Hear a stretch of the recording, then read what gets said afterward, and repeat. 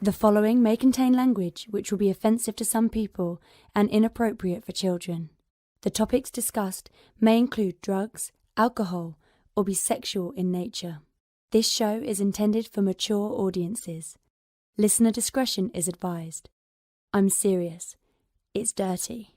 Really, really dirty. Still here? Then pour your favorite beverage, sit back, and let's get this fucking show started.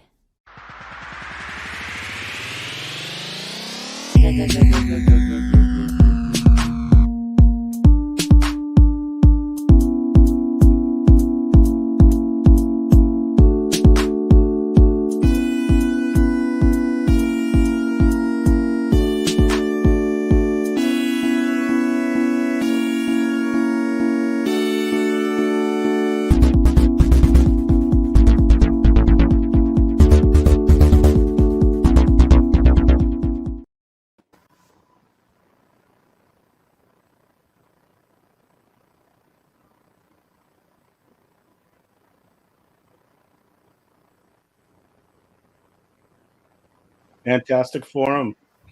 Assemble. It's mad buggy, yo. It's mad buggy.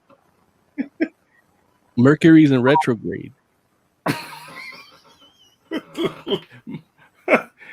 Listen, this is Fantastic Forum. It used to be the premier show about comic books. Now, I don't think you're allowed to say retrograde on the air. Like they're considered slow. Well, last I checked, this is America.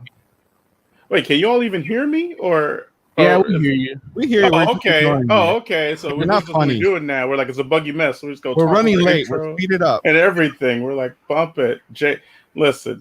That's Jay. That's Oz. That's Mo. I'm Lawrence. What up? Why are you guys so late? Because it's been mad buggy. Like Larry says that he can't hear me, and Lawrence is in retrograde. Yeah. Well, I thought when you were in retrograde, you're supposed to have your dick. What are we retconning about me? What happened? I hate that he froze mid sentence. That was like it was gonna be amazing. Listen, I can't tell if he unfroze. Now I can't tell if he's frozen or not. I'm gonna take myself out the stream. You all do your thing and keep going. I'll be back. Oh, y'all made me spill my beer. Joe, you frozen? Just kept staring at Joe's frozen screen, like, and I just kept pouring and pouring, and now my mouse pad smells like shit. I'm not even talking to the mic. You guys probably hear me at half. So yeah, we have a good show for you today. We're going to be talking about The Empty Man. We're going to do a vivid section on the movie and the comic book. It's a Boom Studios comic, horror comic, kind of Lovecraftian, and then the movie is a Boom Studios movie in association with Fox, and we're going to review that too.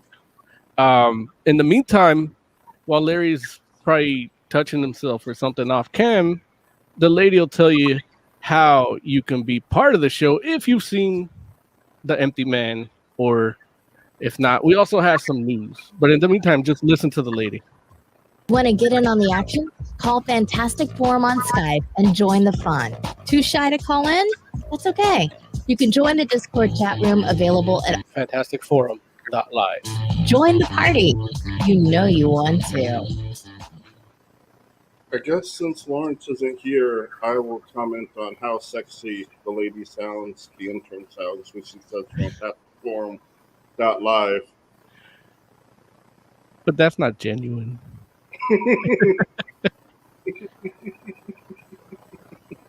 Yeah, when Lawrence says it, you could almost see like his hand moving closer. Yeah. That's what makes it good. So yeah. Is that all we're talking about? Is just that and news? I mean, we can kick off the news if you want to start on some news while Larry's Well, let's start off with Tiger Claw. Okay.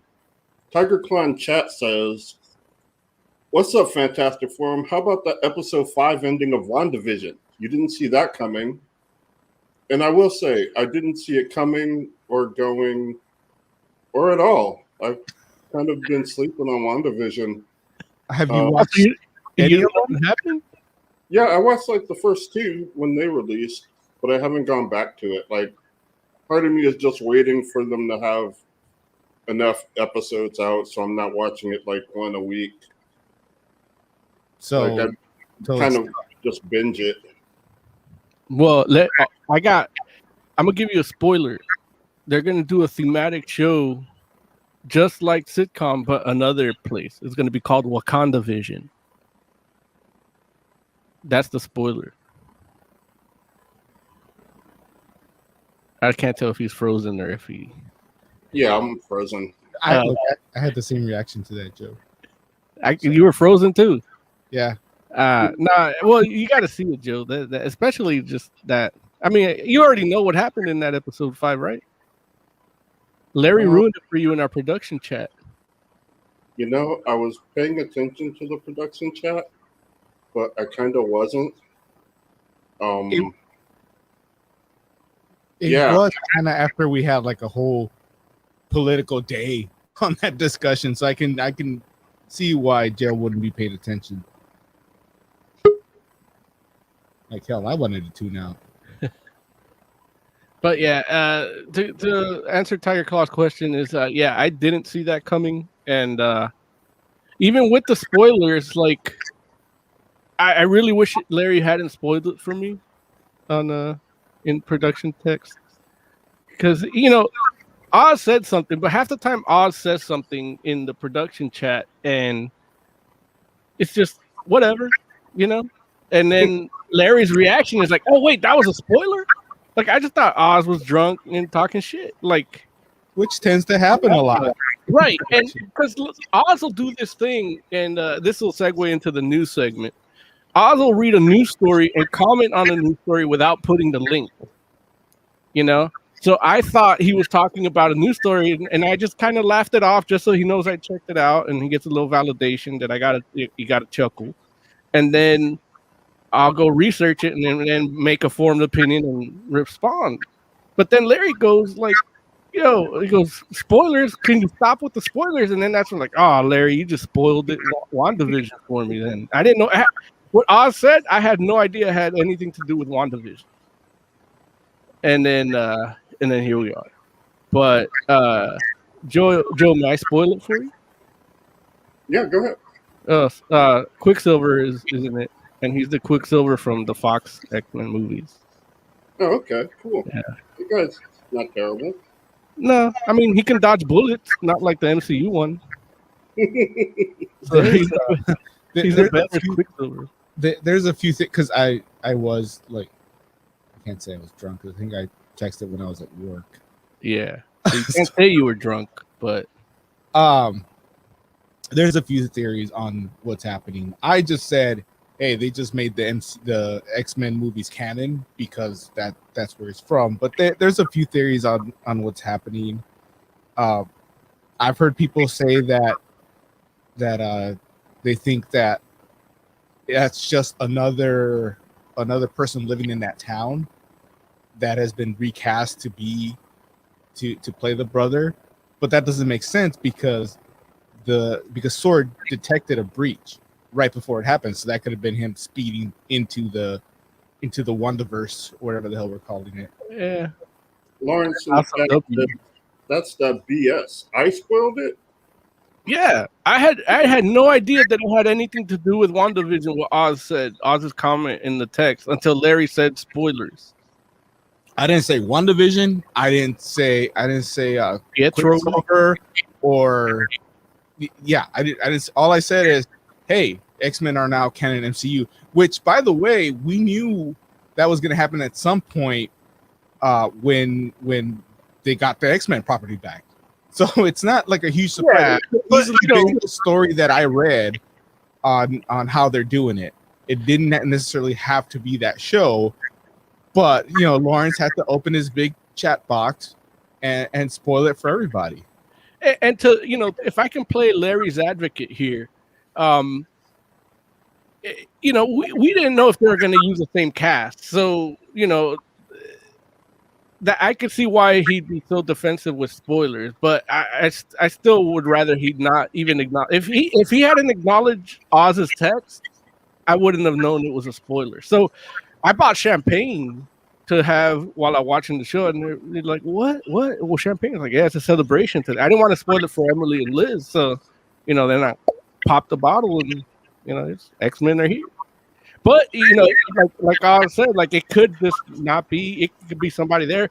The way he was acting though doesn't tell me that would be it. But who knows? I mean, he could just be the one from like he could just play the MCU one, and they just use that cast. Yeah, I mean, there's also a theory that because the show is in the 80s, like they're trying to figure out if they brought back real Quicksilver, and then when he went into the bubble, he got changed into an 80s version of Quicksilver, which is this guy, or if because MCU Pietro is born in 89. Yeah. So whoever brought this one back, which people think it would have been Wiccan, not Scarlet Witch, because she like didn't even know it was happening. If it was him, like he just brought a Quicksilver from the 80s from another dimension, and it's this one. Yeah. And whole multiverse of madness. So those are just some of the theories. There's a lot of them out there. It's a lot of them make sense. Some don't. Now they do, like, because it used to follow some sort of rail, but now it's off the rails in the most beautiful way. Hecht in chat wants to know what you're drinking, Oz. Some honey wheat Hefeweizen. It's a local brew. I'm just trying to power through this to get back to my cherry cider. I'm having, not that anybody cares, but I'm having Glenmorangie Scotch, citrusy vanilla Scotch. I would tell you the specific brand, but they give them to me in this like unlabeled, like homemade. Yeah. Larry says in chat, I didn't say WandaVision, but what else would be spoiled at 8 a.m. on a Friday? Like really. But yeah, that's our WandaVision thing. I do like. I'm really enjoying the show, and I don't like how they do Wanda in MCU, but I like the show. It's just a really, really well done show. Luisito0049 from Twitch chat says hi. What's up, man? Also, would like to welcome our new viewer listener Lawrence Young in chat. Yeah, he was forced to unblock us on social media since he can't. Larry, if you do want to join the show, you should do it with your phone on LTE. That might be something. I don't know what issues he's having, but yeah. But yeah, I'm gonna play this news music, and then we're gonna jump into news for a little bit. Let's see. I'll do this one. Let's see how it sounds. Woo! Comic book news. We should have a like Kurt. Well, not like that, but like. No, that's that one.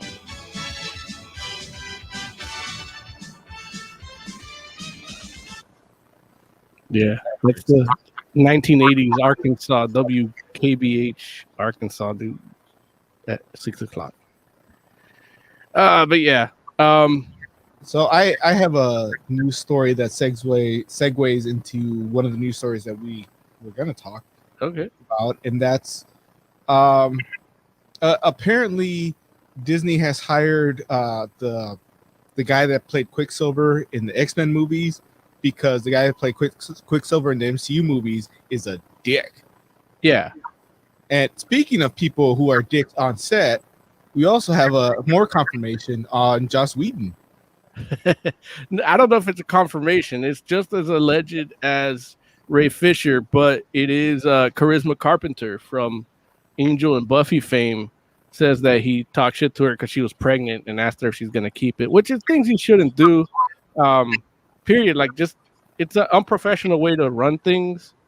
I can understand some of the stuff that they said about him on Justice League, attributing it to the creative process of making a movie, but I don't know that other one. That was a weird one. But look, well, it's not just her, because Buffy came out in support of her, and Trachtenberg, right, Buffy's little sister, she came out and said, yeah, no, this is absolutely right.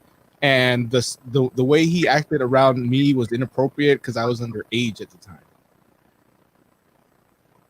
Well, look, if they have actual things to say, it's that's what's happening a lot now. I mean, we saw the Marilyn Manson thing, and people come out of the woodwork when somebody makes an accusation like that. And yeah, look, it goes to, if it's true, it goes to show you how Joss Whedon was like the champion of feminist comic characters, and he was a bastion of inclusivity in terms of women in comics characters, at least.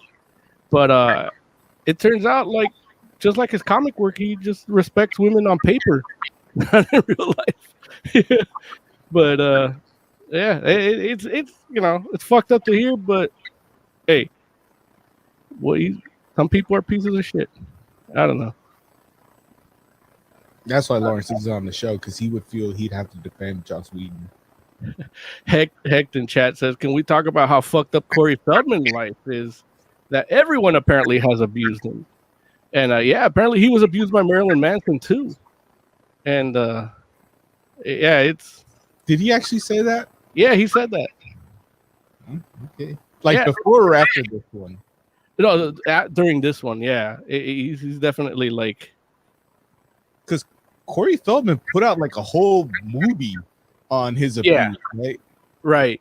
And that, like, it aired once and never again, and nobody watched it. But I don't know how true any of it was. I mean, there's that moment, because they used to have when Corey Haim was alive, they had a reality show, Corey and Corey, because they were friends. And they had a weird moment when they were talking to each other, because one of the Corys introduced the other Corey to Michael Jackson, and they were kind of make it seem like Michael Jackson did something to one of the Corys. But yeah, Corey Feldman had a rough time in Hollywood. Yeah. What else is in the news here? It says we have breaking news in chat, if it's true, that Gina Carano's been fired by Lucasfilm, according to Gizmodo. Not a huge surprise. Earlier, I don't know if it was this week or last week, they started like wiping her off the posters. Yeah, and I mean, it's a long time coming. I'm surprised they didn't do it. Well, they couldn't edit her out of the Mandalorian, but she's been somewhat transphobic. But there's a lot of allegations that I haven't even, maybe I'm not even like subscribe to enough of her feeds, because I haven't seen these things, but they talk about her being like a Trump supporter, COVID denier, makes fun of the pronouns. She's not even transphobic, but she makes fun of the pronoun way of doing things, which I can't be too mad at her, because it is a little strange and a little get, if you're going to be insensitive, you're going to be insensitive about it. But there's a difference between being insensitive and passing policy. You know what I mean? But I haven't seen anything about her being like a Trump supporter or anything like that. But yeah, but she is definitely on the conservative side. Yeah, like they were mad at her on Twitter today because it was trending, fire Gina Carano, and one of the things is like, tell this COVID denier police what was she called? Cop supporter, and it's like, when did being a cop supporter become it's like an insult? Like, what's wrong with supporting police and law enforcement? Like they're murderers. No, look, like kill unarmed blacks. I'm not saying they're not. Some of them or any of them, if they could actually be held accountable in a court of law, we can actually pinpoint and call each individual a murderer without having to blanket the police. Right, But they won't let us do that. Yeah. So we the police. Yeah, but I have to do the disclaimer too. So before you can say that. So, but yeah. But supporting the rule of law is, I wish we lived in a world where supporting law enforcement wouldn't get you called by an insult. You know what I mean?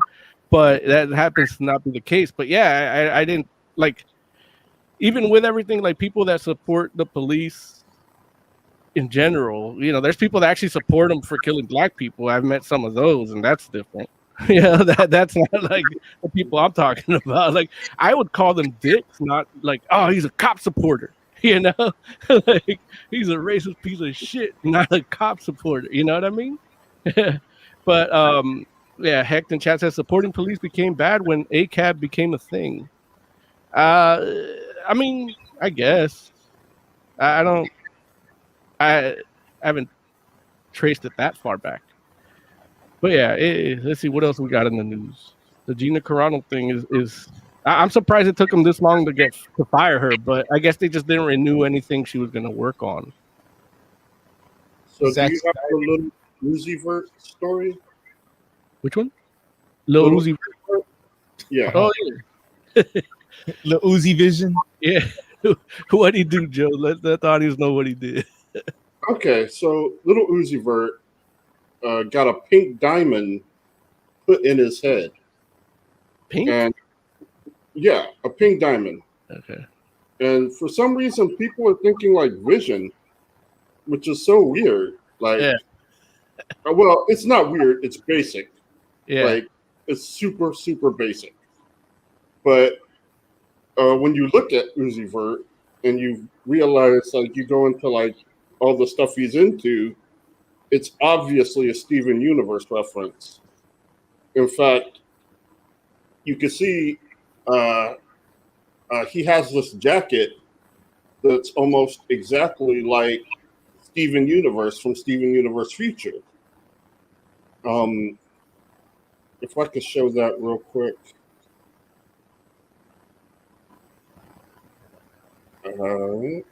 Yeah, I know you keep calling it basic, but is $24 million diamond basic? No, the people that think it's Vision are basic. Black Combat in chat's like, yo, I can't even with Lil Uzi. 24 mil pink diamond. So this is the jacket. Okay.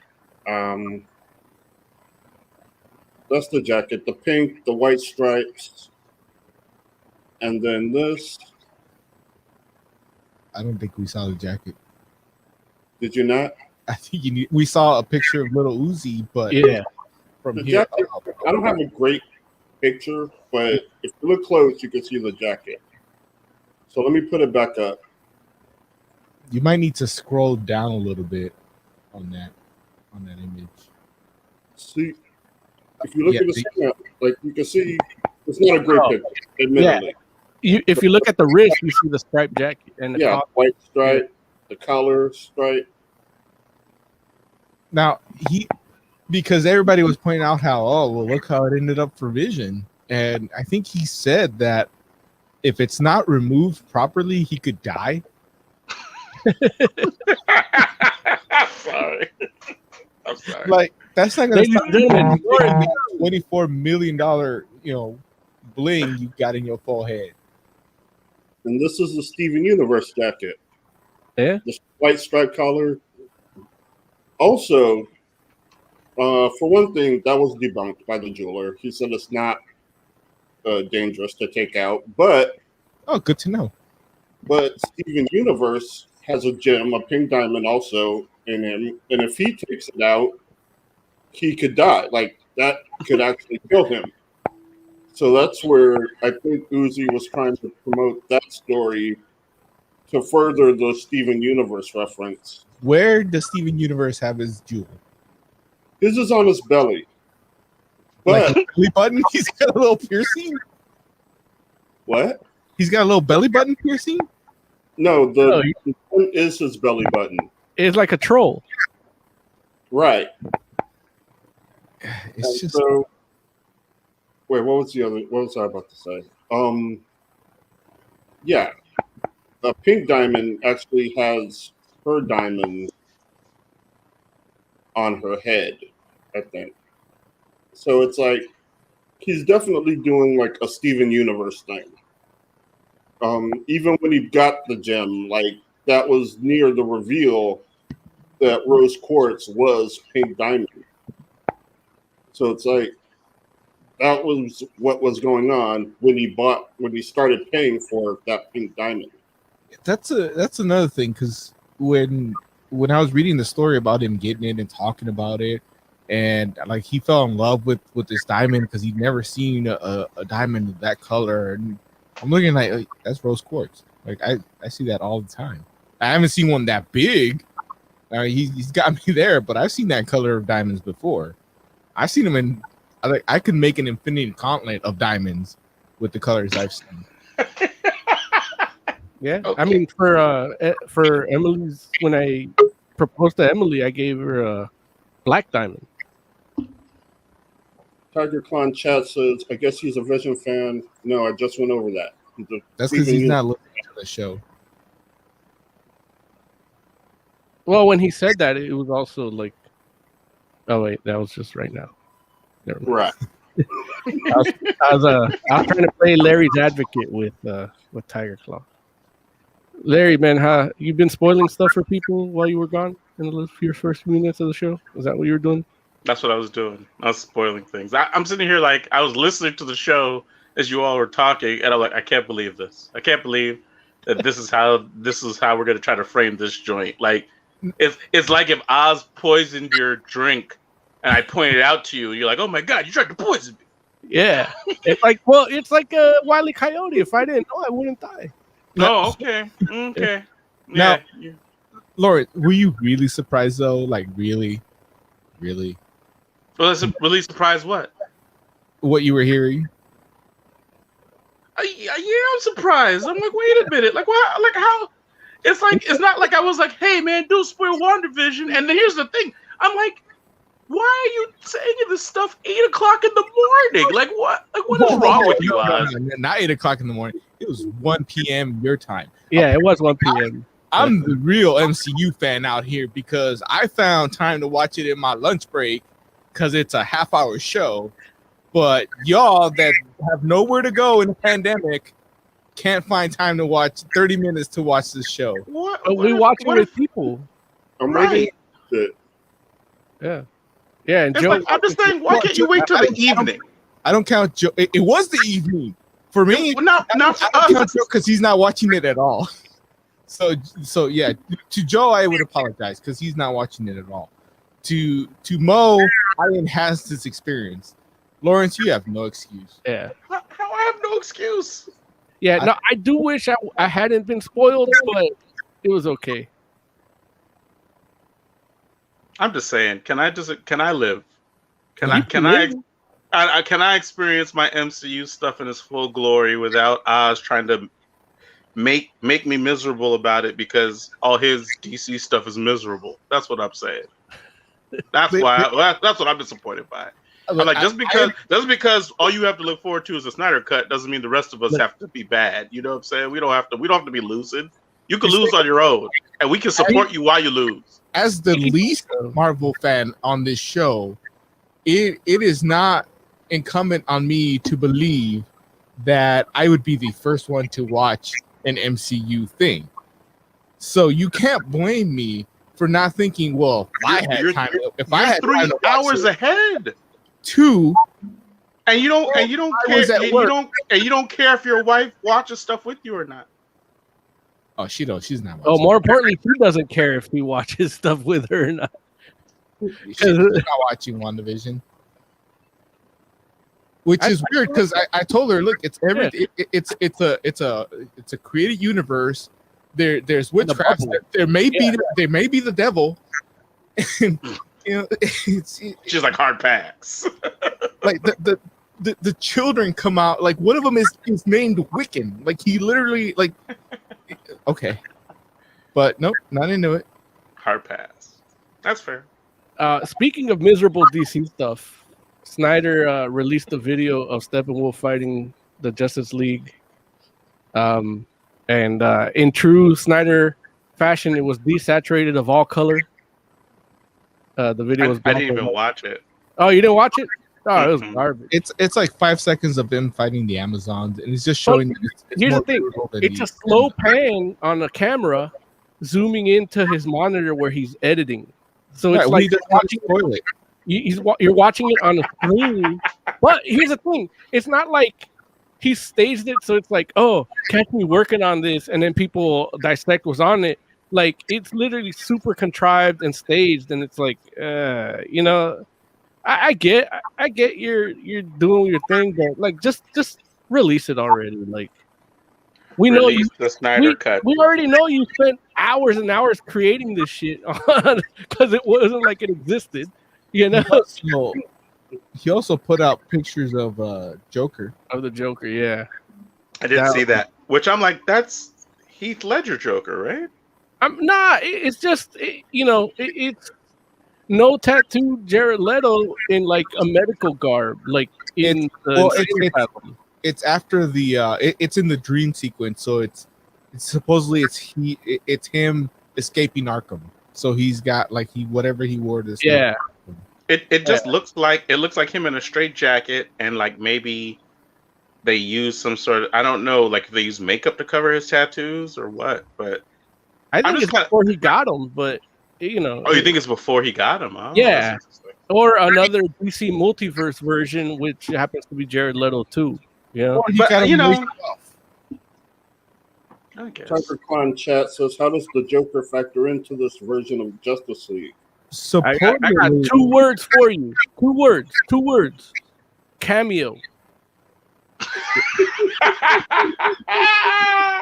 Basically, I thought the 2 words were gonna be like non-factor, but this one said cameo. Supposedly he's supposed to. This is all in the. The other one was fucking, but you know, it's we're trying to get monetized. I guess it's a dream sequence now, but it would have been like a full thing had the Snyderverse been a thing, where the Joker was gonna help Batman because now like it's the whole planet. Like we got to save the planet, so he can screw things Joker's up. like, I live here too. Yeah, and we've seen the Joker team up with Batman whenever there is a greater threat to Batman because. The Joker is conceited enough that he believes that he should be Batman's only true love or threat or whatever. That's not even hyperbole. That's been a book. It's too early for that. Like, that sequence takes place in the future. Yeah, with Batfleck, old flabby black Batfleck. Right. That's after Darkseid has wrecked that's the whole sequence from Batman vs Superman. Don't worry. This is the whole reason they cast Robert Pattinson. So you'll see that on the screen soon enough. Batman and Joker's love affair. You're welcome. You're welcome, DC fans. Tireclaw thinks only Batman. Tireclaw thinks it might be the Joker assisting Steppenwolf. No, the Joker. The only person that can kill Batman is the Joker in the Joker's mind. So yeah, but they didn't show killing Batman. Nobody talks about killing Batman at all. Like, but they talk about killing everybody. Yeah, if Batman is the leader of the resistance, hold on. If you're telling me that Darkseid and Steppenwolf are coming to Earth to kill everyone, then that's already a mistake. This movie is a piece of shit because they come in and slave. Right. They turn them into parademons. That kills the original. You can't take a parademon and turn them back into the person they were. So they use general ass people as slaves. Like they don't turn them all into parademons. Right. But Batman is leading a resistance against God, the god Darkseid. So yeah, they would try to kill him. Is Darkseid really a god though? He's a new god. He is.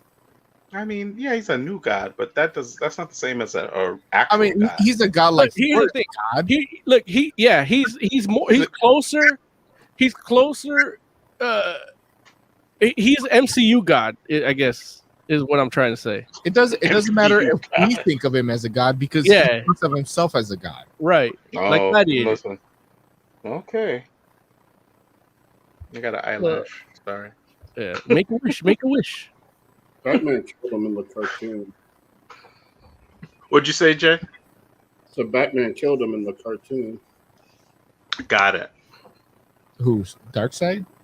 Yeah. He killed him in the comics too.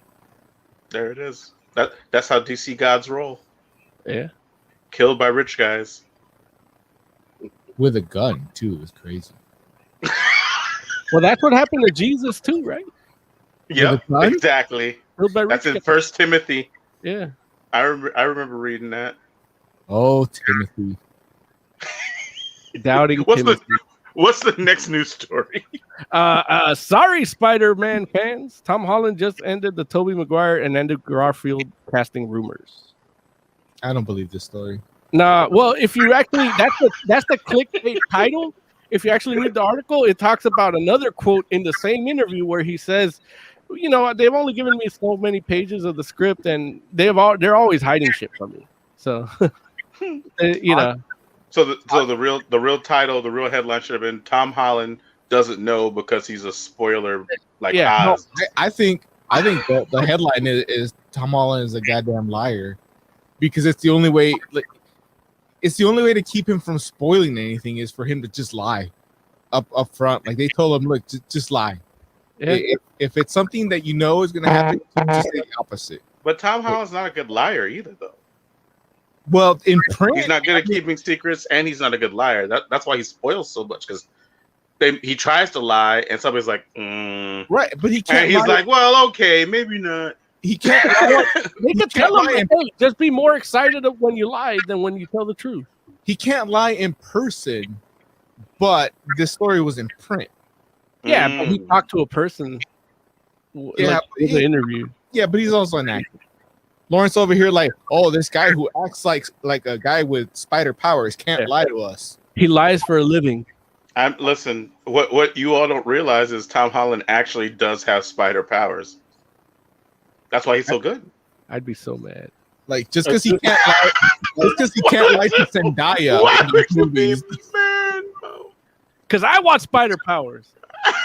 I want to throw my web in your face.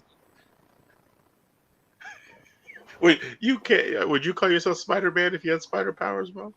Nah. What would you be? What kind of spider would you be? I'd be jumping spider. Or jumping. I would just call myself Shelob or Himlob. What's that? Shelob from Lord of the Rings. Oh. But I would call myself Himlob because my pronoun is him. Right, like Himchilies. Yeah. Got it. But it's H.I.M. Okay, what does HIM stand for?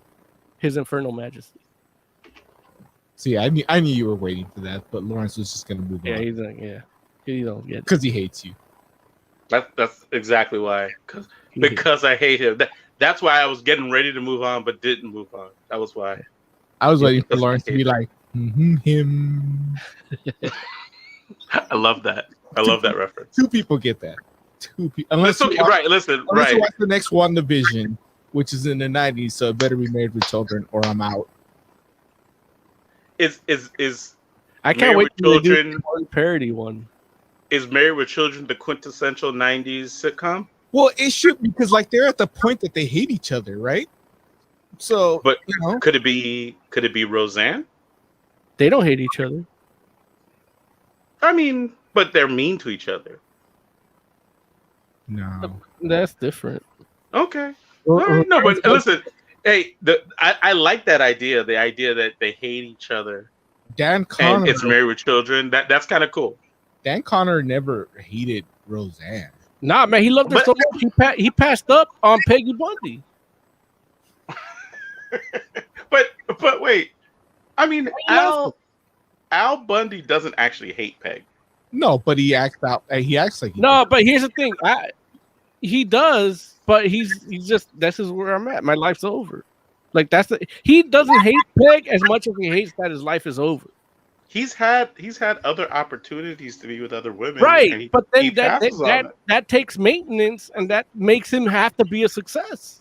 And he can't do that because his life is over. He gave up his life, which is perfect for Vision because he's at a point where he's miserable, but he loves Wanda to the point that it's not enough for him to leave her.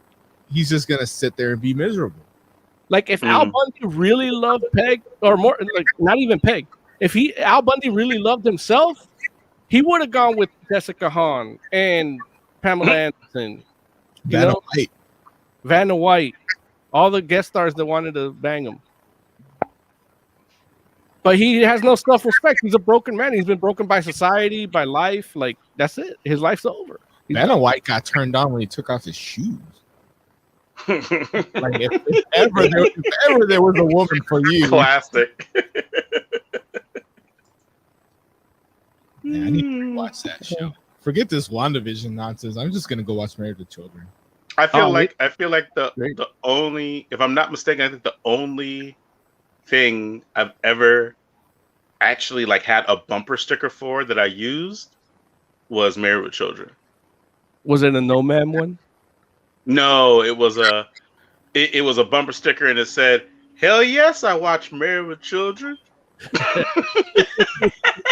I love it. I literally, I didn't even put it on a car because I didn't have a car because I was a child. I put it on there was a desk next to my bed, and I put it on the side of the desk next to my bed because I'm lame.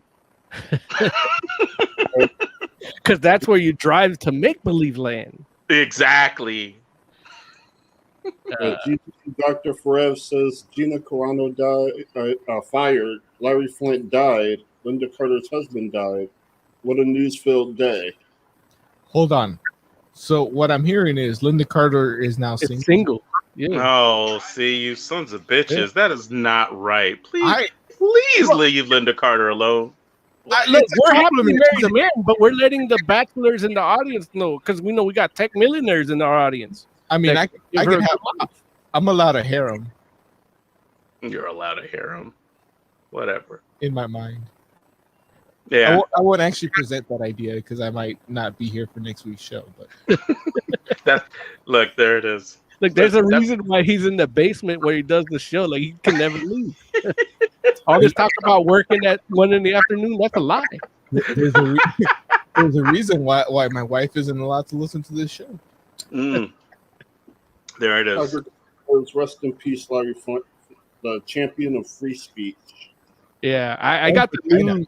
I got the news about 2 hours ago, but I just didn't have enough time to prepare an obituary.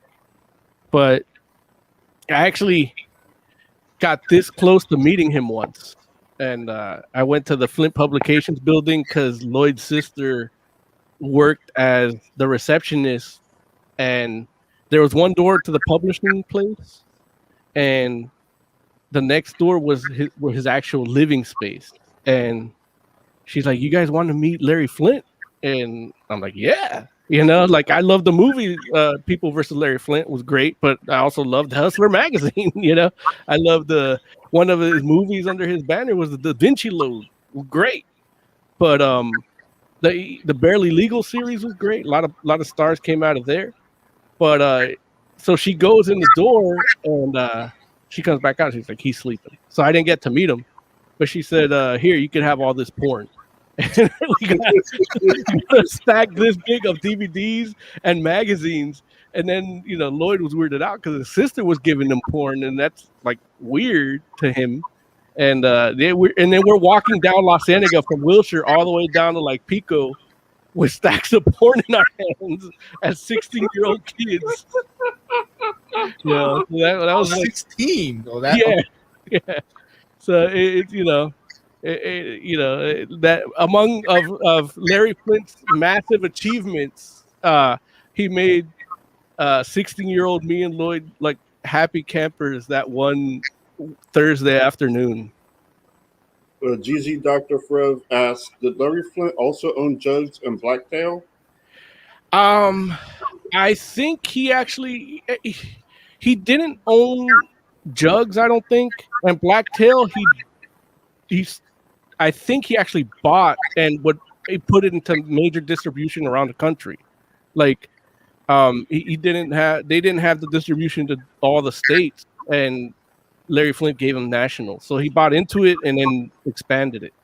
But he also had Big Brother magazine, which was an awesome skateboard magazine that was like, it sucked because it was actually really high quality. Because I mean, Larry Flint was a perfectionist when it came to a lot of things, and whether you're talking about his political criticism and his accountability to hold public officials accountable, he was really like on it. And then for his magazines, like Big Brother magazine cost $8 when everything cost $4, and it just had like super high quality pictures, a lot of great content. But everybody, because it was such a high quality product, the DIY punk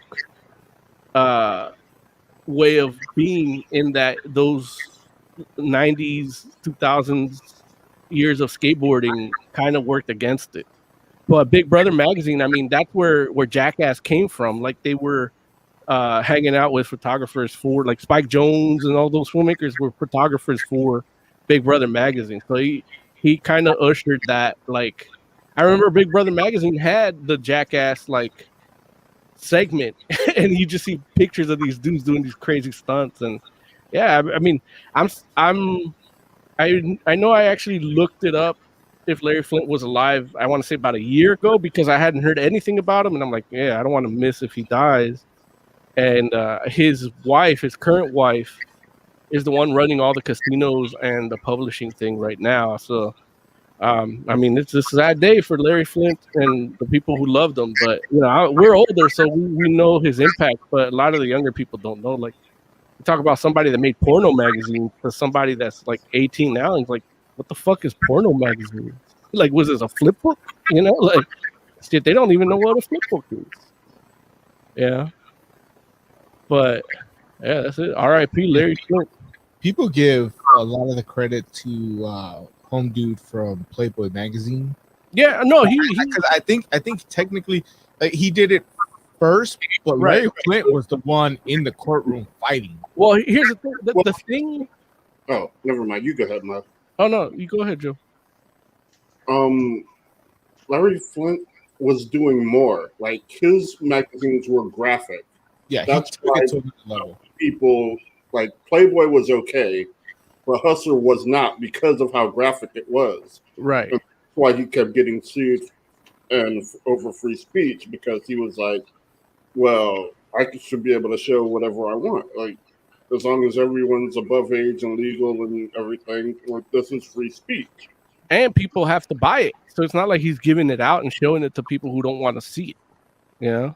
I thank Larry Flint in his lawsuits, because when I was in my teenage years, still in high school, working at a big corporate company with big corporate firewalls on their internet, I was able to use the word art in my searches to get a lot of the things that I didn't have the bandwidth to download well. And I have Larry Flint to thank for that. Larry Flint, he one of his famous lawsuits was against I think he had a lawsuit against Bacardi, the rum, and then he had one against Jerry Falwell. Wait, why would he sue Bacardi? I think they sued him because he used Bacardi, like he made fun of an ad or something. I'm not 100% sure on the Bacardi. I think that was a thing, but I could be mistaken. Maybe it was Captain Morgan, and he made him like suck dick or something in a cartoon. But I know with Jerry Falwell, like he posted pictures of Jerry Falwell in a parroting manner, like sucking a donkey dick or something, and that like that was a big free speech trial, because he basically he was making fun of him, and the guy's a public person, and that kind of said it so that we can, without that, we probably wouldn't have Twitter the way it is, that legal precedent. I've been drunk and told President Trump, you're a real piece of shit, that? And thanks to Larry Flint, I can do that. And to be fair, Falwell couldn't get him to walk again. So. Well, hey, look, the thing about Falwell was he didn't like the hypocrisy of the religious right, especially in that time, like having so much influence and dictating his business. And you're talking about Flint, not Falwell, right? Yeah, no, Flint didn't like that. But the thing he had against Falwell was that, like how there was a lot, like with Nixon, he had religious advisors, and he didn't like how the government, like, why would they need a religious advisor? Like, there's a separation of church and state, So, and then they start dictating his business and trying to, take it to a federal court where it's like, the federal court should not rule on me talking about this Christian guy like that, And he had support, Falwell, that is, and he fought it. He fought it, and he won because ultimately it's like you can't convict somebody on bad taste, And lucky for, thanks to him, we can do this show. It's like I look like Larry Flint in this chair with wheels on it and be like, yeah, Larry, shut up. So yeah, look. Ultimately, R.I.P. Larry Flint. What else we got? Amen. I mean, I could do a whole show on Larry Flint. I know, but we got to keep it moving. Let's see here. What do we call it? Captain America. Chris Evans is going to reprise his role supposedly in and that page crashed. Hold on. Are you talking about in Multiverse of Madness? Potentially as Johnny Human Storm. Torch, yeah. I don't know if that's a rumor or what, but there's that. I would not have believed that before last Friday. What happened last Friday? Oh, I don't know. The Kermit the Frog drinking.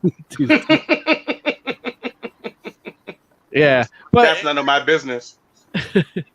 But yeah, I can, after Friday, it, like, normally I'd be like, man, this story is bullshit. Mm-hmm. But now it's WandaVision. It's possible. Which it would be wild if he like got down to the weight that he was. Yeah. For that, like, because he can't be Steve Rogers build Johnny Storm. Yeah, and I've seen him in an interview recently. I want to say maybe about 4 months ago, and he was still.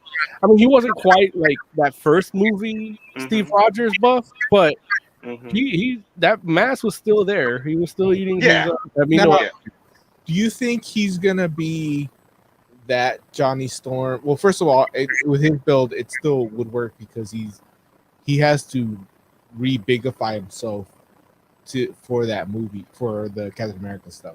So you set him on fire, he's fine. But do you think that the reason he's playing Johnny Storm and not Michael B. Jordan is the Joss Whedon racist legacy? You're so crazy. I'm just putting two and two together. Look, you have two Johnny Storms. You go with the white dude. I'm just saying. Johnny Storm's a white guy. That's okay. Michael B. Jordan played Johnny Storm. I mean, yeah, but did he though? Yeah. I mean, he did. But did he though? What? He's already the dude from Wakanda Vision. Chris Evans is already Captain America. I'm so mad at Wakanda Vision. Why? I'm not here to laugh at it. Here's the thing. For all we know, they both might be in Multiverse of Madness as Johnny Storm. Two Johnny Storms? Well, looking at each other like, wait a minute, but you're... It might be WandaVision, Johnny Storm, Multiverse of Madness. Like, that's the whole thing, right? Like, switcheroo thing, and you're like, oh, we race swapped. Which I guess that doesn't really happen in sitcoms, does it? That happened in a movie in the 80s. Although once they're flaming, they're the same color, right? Right. Everybody's the same color once the flame's on. Larry, put your phone on Do Not Disturb, man. Oh, I'm sorry. You're right. But you text me. I didn't text you. One of y'all did. Joe texted you. I did. Okay. To tell me to put on Do Not Disturb? No, I didn't want to interrupt the show, but my internet is fucking up. So I was gonna let you guys know there's stuff I can't do right now. We didn't know Jay's cell phone had direct access to your vibrator. So sorry. No, it's my phone. I'm using my phone. Whatever I don't have a vibrator. Whatever you shove up your ass to play. I don't shove anything up my ass. What are you talking like? Don't live out your fantasies with my body, buddy. Don't do that. Don't do that. We don't like it. Joe, you think you'll be able to play the Mo deal? Say again? You think you'll be able to play the Mo deal? Yes, because that's on. That's okay. Cool. Yeah. All right. Did we talk about Beast Alliance already? I was just gonna tell you, like, there's a text here that says Beast Alliance ? Tell me about Beast Alliance. Like, you pissed me off a couple weeks back with a picture of Cheetor, and I haven't recovered. I'm still angry. I love Cheeto. No, you don't. He meant Cheetos. He meant Cheetos. Flaming. I love them flaming. So flaming. Oh, we know. Cheeto's kind of a dork. Yeah. Yeah. Yeah. In every iteration, too. There have been 3 versions of him, and all of them are pretty lame. I don't mean that in like I dislike the character. I just mean that in the sense that when you talk about a dork, like Cheetor is a dork in every version. But what versions are the ones that you're talking about? You got Beast Wars? I'm just talking about Beast Wars, and then he's like Transmetal Cheetor, and then he's Transmetal 2 Cheetor. So it's all Beast Wars. It's all the same character. I thought you were talking about Beast Machines Cheetor. Beast Machines Cheetor too? Nah. I didn't know the Transformers. I didn't know Transformers were LGBTQ plus /.com. Wait, how did you not know that? Look, Oz is a fake ass Transformers fan. No, I never claimed to be a Transformers fan. I'm a Frenzy that's the fan. fakest kind. I'm a Bayformer fan. Look, the fakest kind. Exactly. Listen, case closed. Thank you. I rest. Ask anybody today what a Transformer. Like, Mo did this experiment where he showed a guy or a kid, whatever, 2 Transformers and said which one's Bumblebee, and they pointed to the correct one. Listen, they didn't point to the correct one. They pointed to the Michael Bay one, and that's okay. I'm not saying that one's not more popular. And the thing what I'm saying is they're fake. When I showed him original Bumblebee, he just looked at it and was like, I don't like that at all. Yeah. It's funny to see like a 7-year-old kid say that. Like, look at the phone with such like disgust. Like, okay, boomer. Hey, it's okay. Listen, if the kid doesn't like Transformers, he doesn't like Transformers. That's okay. What does this have to do with Transformers bestiality? No. What's it called? The working title apparently is Beast Alliance. I'm glad you finally admit that I was right on that. I never told you were wrong in that was the working title. You see how he spins it. You see how he there's no spin. I was telling the truth. He literally said you're wrong in the text. Well, look, I said that it's a rumor because it's not confirmed by the studio, which is true. Because studios don't confirm working titles. That's the whole point. Like you have a working title so that you can get your crew and your cast to places, and everybody's not like, oh, I'm going to go show up there because that's where the new Transformers movie is going to be. Even though they should like is in the working title name. Like, how can you say an actor is not going to say? It's not. It's just. I'm working on the new. No, it's Transformers : Beast Alliance. Okay, that was the official title. And so I'm like, it probably is the case, which is what I told you in the text, because it's a terrible last name, and that's why like fans wouldn't make up a name like that. They wouldn't be like, oh, the new Transformers movie is called Transformers Beast Alliance, because they're like literally an alliance is the opposite of a war. You know what I mean? Like, they're like, oh, like Beast Wars. What if we call it Beast Alliance? And somebody's like, oh, it's a good idea. Here's the problem I have with this movie. is it takes place in the Bumbleverse. Well, But the Bumblebee movie is supposed to be a prequel to the Bayformers Transformers. But the Bayformers is when why are we even pretending like these movies make sense? I Like, need why another are you drink even like? because I just don't even understand. after Like, Oz talking this shit. the idea that you're gonna mess around and be like, it doesn't make sense because other things in the Transformers movie universe make sense. None of them make sense. So who cares what they do? they make sense. No, they don't. No, A grown man blocked a sword from a giant robot. No, look. Story-wise, they make sense. Now, what happens in these movies is nonsense. No, I'll give you that. What happens in the movies is the story. That's the only place the story exists. I don't know why you don't have faith in the power of Wahlberg's muscles. Oh man, if you don't stop it. Listen, I don't even need to work. Like, Wahlberg's muscles isn't where I'm like, oh, I'm out. I was done in the first movie. Like Wahlberg's nickname is Himicles. I don't know what that means, and I'm happy. I'm happy about it. It's Hercules, but him because he's a guy. That's his pronoun. That doesn't make any. Oh, jeez, what the hell? That doesn't even make any sense. I forget you weren't part of the show when we started, so you like what? all these callbacks are just lost on you. But Jay gets it, right? Listen, what? Yeah, you know what I'm saying, right? Right. Hercules is a guy.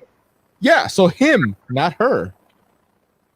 It's not. It's Heracles, named after Hera. Well, yeah, look, if you want to say it in Greek, but I'm American, so I'm gonna say it in American. And listen, you're right. You are American, Oz. I'm also accepting enough to use proper pronouns, and I know how he identifies from reading Greek history. So it's Himicles. Mo, you understand Himicles, right? No. No. Well, listen.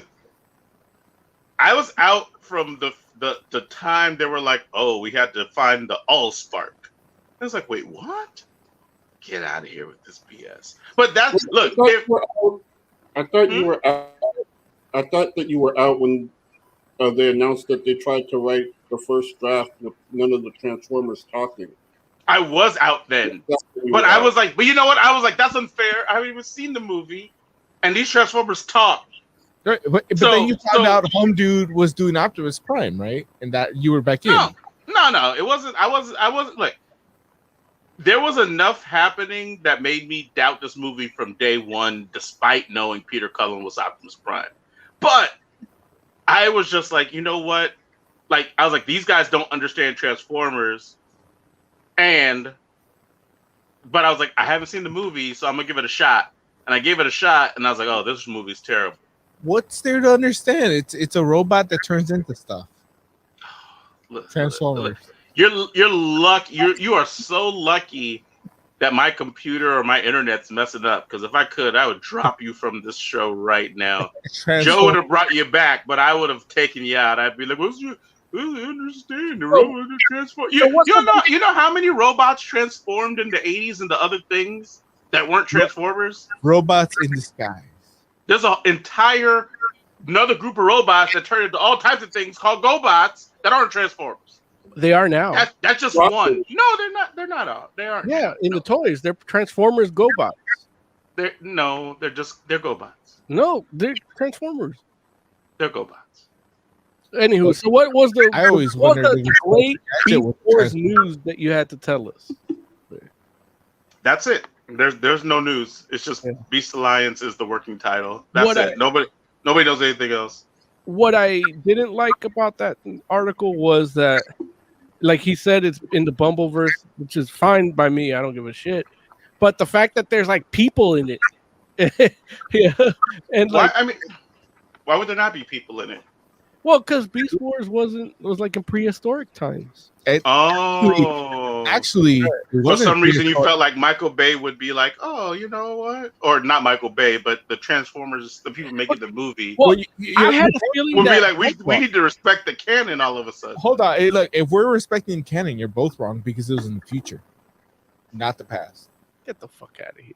It was. That's how the show ended. No, it's a time warp. It starts in the future, and then they go to a time warp into the past on Earth. It ended. It's when it ended, we found out that it was actually the future. No, like Oz, you don't remember that the whole thing where they go onto the Ark, which is the original like ship of the Transformer? Beast Wars takes place in the future. No, it starts in the future, but they go into the Earth's past. Right, and maybe at the end of Beast Wars, they end in the future, and going into Beast Machines. And Beast Machines is the future, and that's when it actually ends. Right, and that's the future.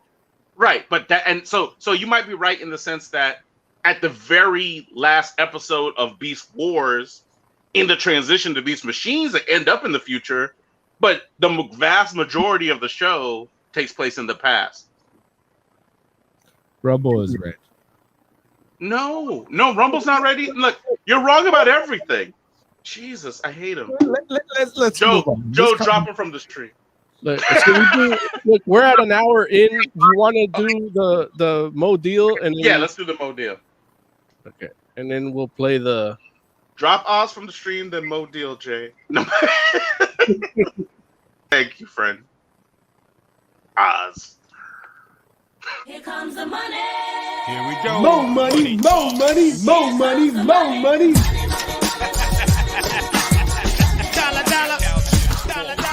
Moses Magnum here with another Mo deal. This time I have a special sensual Valentine's Day deal for you. You get a 50% off of Sunstone at the Top Cow store. Link is going to be over at fantasticforum.live, or you can go to topcowstore.com. I don't know their URL, but I know ours, fantasticforum.live. You'll hit that button and it'll take you right to the store. Top Cow has 50% off on all their romantic books, or romance-themed books like Witchblade, Darkness, Cyberforce, whatever has romance in it, you'll get 50% off. The book that I'm trying to tell you about is Sunstone, though, because Sunstone is a book that we reviewed here on Fantastic Forum, got rave reviews, amazing art. It's sexually explicit and sensual. It's a beautiful love story with a little bit of bondage. I know people like that, 50 Shades of Grey got so many sales. Sunstone will be better. And it's comics. Who doesn't love comics? So spice up your single issue collection with Sunstone, or add it to your trade paperback list. It's 50% off. You get all the volumes, 50% off. Now don't be scared, because it says that the sale is on and it just says regular price. But once you hit checkout, it'll apply the 50% discount. So enjoy this Valentine's Day with Sunstone. Two beautiful girls going at it. Who doesn't love that? I'm Moses Magnum, and this is your Mo Deal. Damn. Real quick, I got something to add to that, because they list. Why are you laughing? Because I'm just like, where do you go add? Like, it was perfect the way it was, but here you about to go mess it up. Go ahead. No, Larry. This is actually important to people, because if you want to buy Sunstone, which I recommend you do, it's a great story, amazing art. Here's the thing: Sunstone is listed as 6 books. I know, because I have all of them. But the story ends at book 5. Book 6 is actually called Mercy, and it's kind of like it's like issue 1 of the next story, which isn't called Sunstone at that point. It becomes Mercy. So the full story ends at book 5. Book 6 starts a new story, and the second book of the new story isn't even out yet. I pre-ordered it. It's still great. Don't get me wrong. You're gonna enjoy reading book 6. But I know I was a little bit upset realizing that the main story is ending and I'm being presented with a new story without, but it's got the same title, so I was expecting more Sunstone stuff. So I'm just putting that out there. So if you just want the main story, it's 1 through 5. 6 starts the next chapter, which isn't even going to be called Sunstone after issue 6. So that's all I wanted to put out there. Good job, Oz. I'm sorry. I apologize. That's pertinent information. And I just want to tell the audience that if you did go to fantasticforum.live and you click the module, it didn't send you, but it will now. I just Damn it, Mo. I forgot to update it, but I updated it while the video was playing. I'm like, oh shit, I forgot to update. Link the tree to the link, Mo. Link the tree to the link. It's good to go. It's ready to go. All right, good job. So, gentlemen, on to the Empty Man. Are we going to talk about this movie first, or are we going to talk about these comics first? Comics. Okay, let's talk about the comics. Movie and comic. I'm sorry. Oh wait. We should do comic, then movie, then comic. Oh, so you want to do like the second volume? The first volume first, then the movie, then the second volume? Yes. I'll tell you this, Jay. I don't think that's how we should do it. Like, I think we can talk about the comics first, or we can talk about the movies first. Did you read the second we should do it all at once. Did you read the second volume? Mm-hmm. No, Larry. Oh, I did. I did. Fuck. All right, let's go comic first. I did. Okay, cool. Let's do the comics first. Scary comic book review. Scary comic book like review. Well, not like that, but like.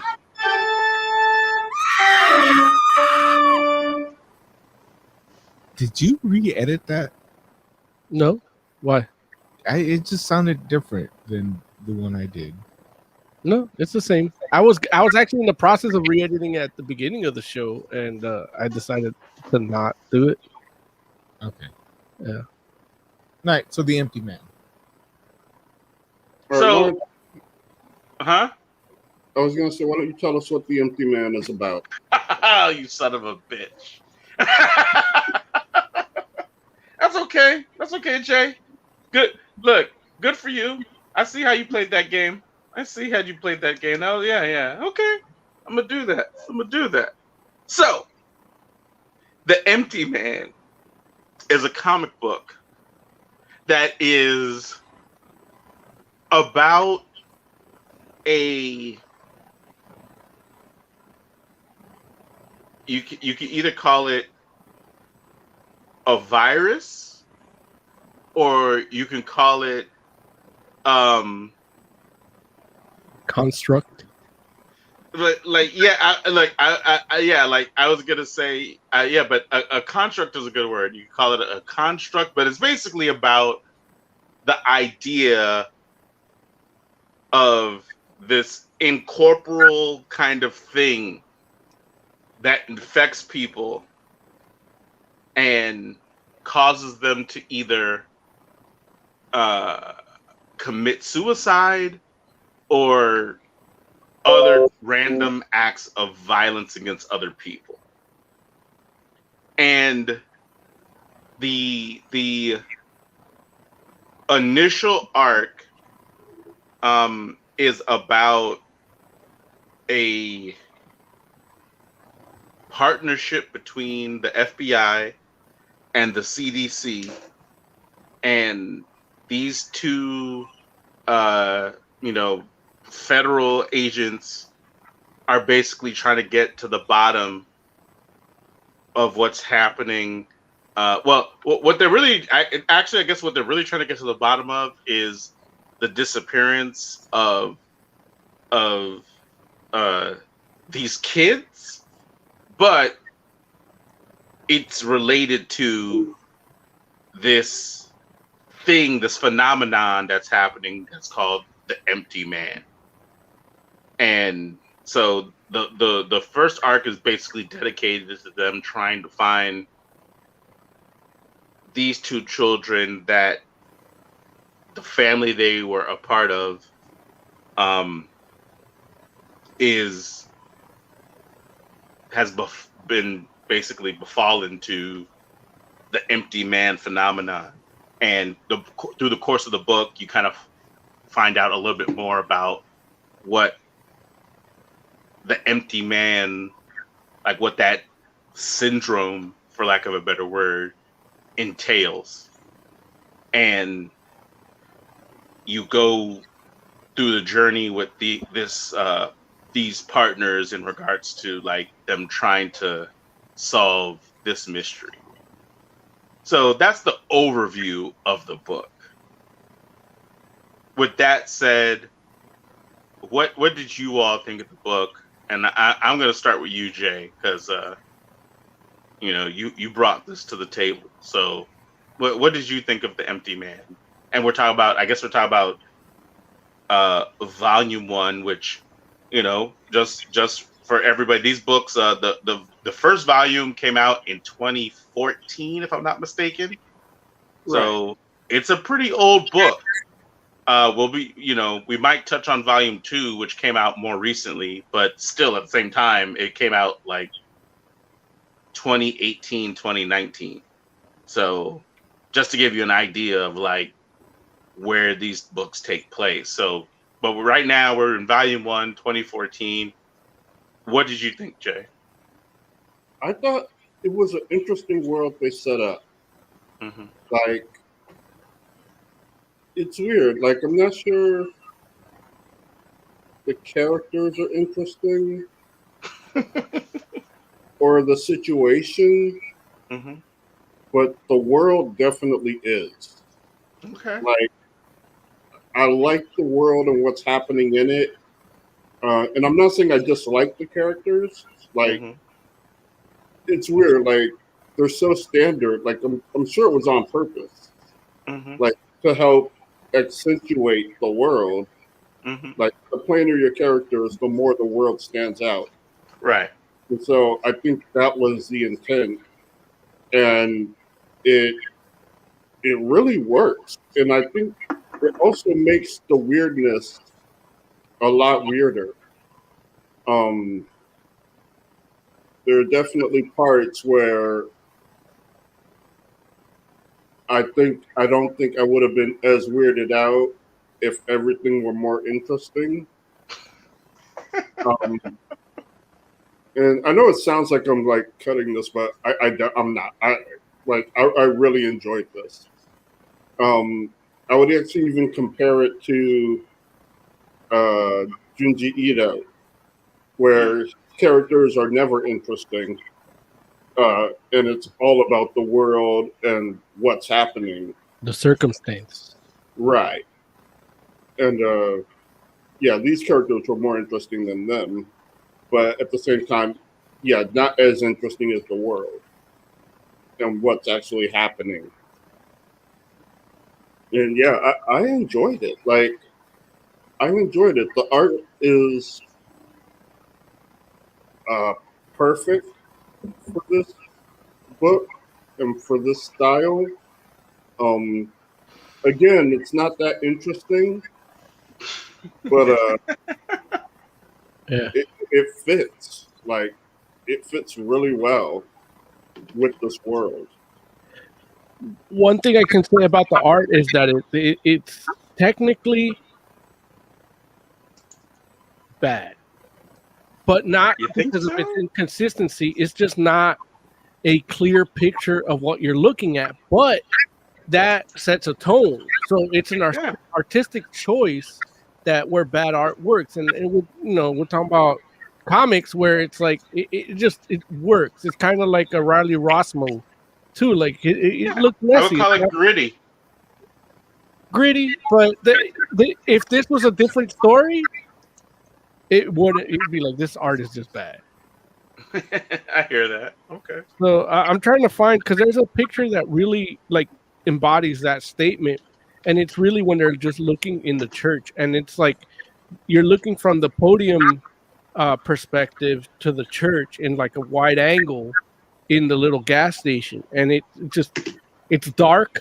The people all kind of look the same, and it's like, this sets a mood for what your opinion should be about this church, Mm-hmm. And this is before the, like, if it was a movie, it was before the beginning credits, Right. Especially how long the beginning credits took in the actual Empty Man movie.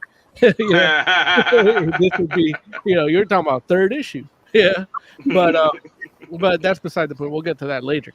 But yeah, the art is it fits it perfectly, and the world they create, like Joe said, I really enjoyed. I like it. It's very Lovecraftian, and it just hits it on every moment. And Larry, like I'm not like a Colin Bunn dude. Like, No, you're not a Cullen Bunn dude. when I read, it started with superhero books. The superhero books he did, I didn't like, and I'm not even gonna say they're bad.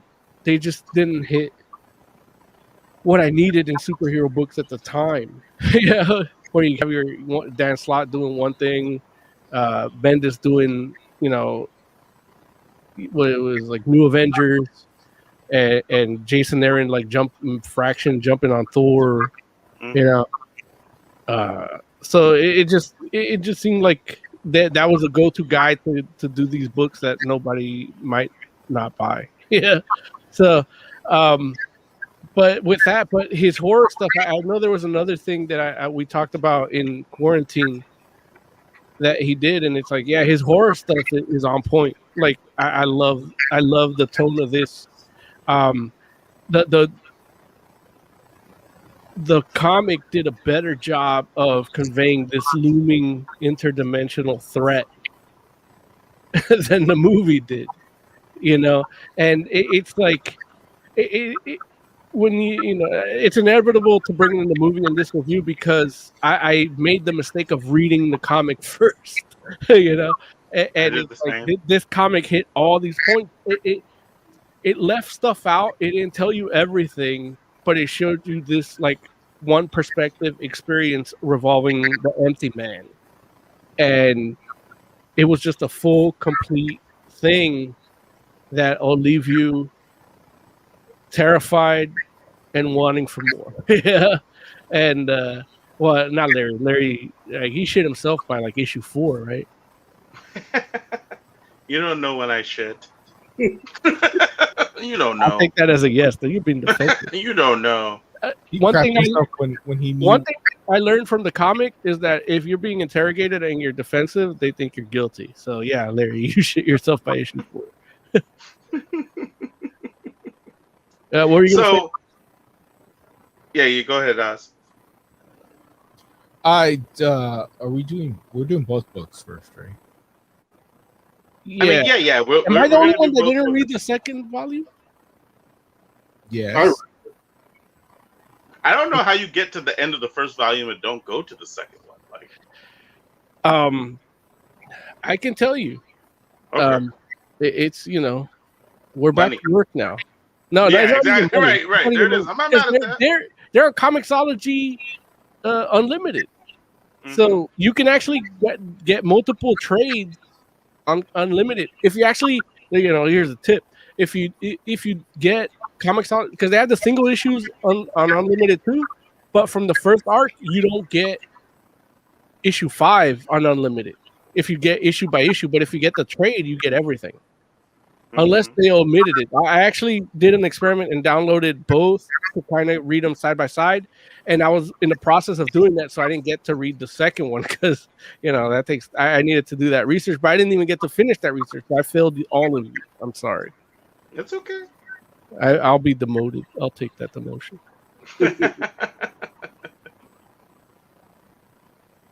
So Oz, what were you gonna say? I guess if we're doing both of them, art wise, not the greatest, but not bad. It's decent art, and when you really get into the story, I mean, it fits the story that's being presented to you. So that just like it's done just right. It's the art, I'm gonna say good because it fits the story, and the story itself like keeps you engaged. Like you get to a page where you start like zoning out a little bit, but then something happens that brings you right back in.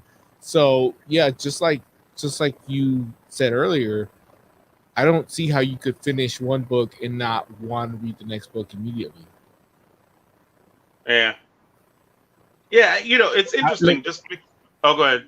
No, I do. I have it on my Fraction of Forever branded Kindle, and It's No. there. I'm gonna read it. No, you're good. Look, we know you're gonna read it eventually. No, I feel like a bitch for not doing no it. one's judging you. No I'm one's judging I'm myself. judging I'm the him, harshest judge. Yeah, I'm not even judging a him judge. too. I'm an executioner. Like, I'm mad that I didn't get to read it. I was like working towards it, and then then I realized I was 2 episodes behind on Resident Alien. So I went to that. Like, it's too much. There's only 2 episodes. But the 3rd one came out yesterday. Ah, dude, I'm 1 episode behind. Yeah, That's true. Dang, I didn't even realize that. I'm like, wait a minute. yeah. No, I I just wanted to watch the 2nd one, and then it's like there's a 3rd one, and I'm like, oh fuck, I'm supposed to do shit for the show. I'm so busy watching WandaVision, I forgot about Resident Alien. Yeah, no, I didn't record the 3rd one either. So Record. The fuck? You got a VCR going on that? no, I mean we got DVR. Different. Like, you don't got no sci-fi app or something? Like, What do I need a sci-fi app? If By the I way, while we're on Resident Alien, episode 1 is free on YouTube from Sci-Fi. That's awesome. Like, Makes I'll sense. put link in the description. you guys do that. I don't even know if I can log into our stuff. Real quick before we continue on the Empty Man comic review, Polar Knights on Twitch says, "OMG, sweet Jesus, it's like the evolution of beards." And if you're watching at home, you might think Larry doesn't have a beard, but Nia is in the other room.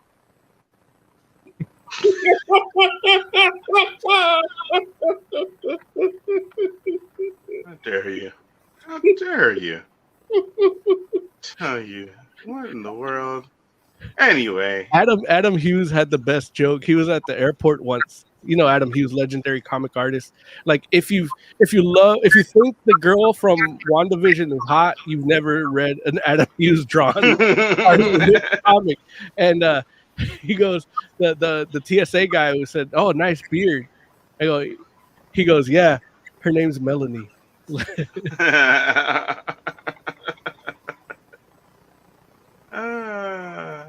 So here's the thing. I will say this about, like, I feel where you're coming from, Jay, and I know, like, in regards to the characters, 'cause I know you're not knocking the characters or whatever, but what I will say is, the characters, especially when you first start, definitely have, like, they follow very standard kind of tropes, and I feel like that's slightly different from being uninteresting. Even though I can see people, like, if you read a lot of comics or watch a lot of movies, I could totally feel people being like, well, dude, if they're following like super standard tropes, then it's like, yeah, that is uninteresting because I've seen that over and over and over. But I feel like the characters definitely develop beyond those tropes. And like, I feel like they do that within they do it by the end of the first series, which is 6 issues. They develop beyond it to a degree, and then they definitely develop more beyond it in the second volume. And I think that's the thing where it's like, I think that, I don't want it to be a thing where it's like, okay, the characters aren't really, in my opinion at least, they're not uninteresting.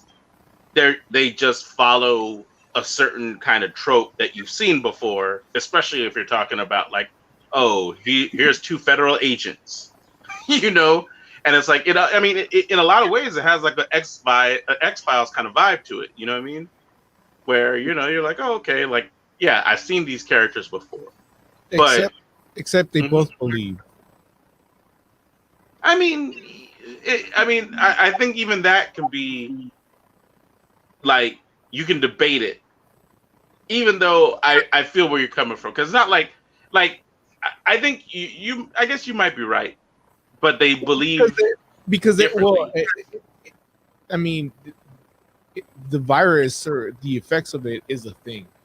Like, there's no question that it's a thing. Now they might each have different interpretations of what's going on, but they believe in the thing that's happening, and their interpretations aren't even that far apart either. Mm-hmm. Yeah. Yeah. So, but what I will say is I feel like the book in and of itself, it does definitely it's here's the thing, it definitely sets a tone. I was going to say it's heavy on the world building, but I don't know if I can say it like that, just because I feel like heavy on the world building kind of leads you to believe that there's a lot of details that you're given, and you don't get a lot of details in this. It's more of a tone type thing.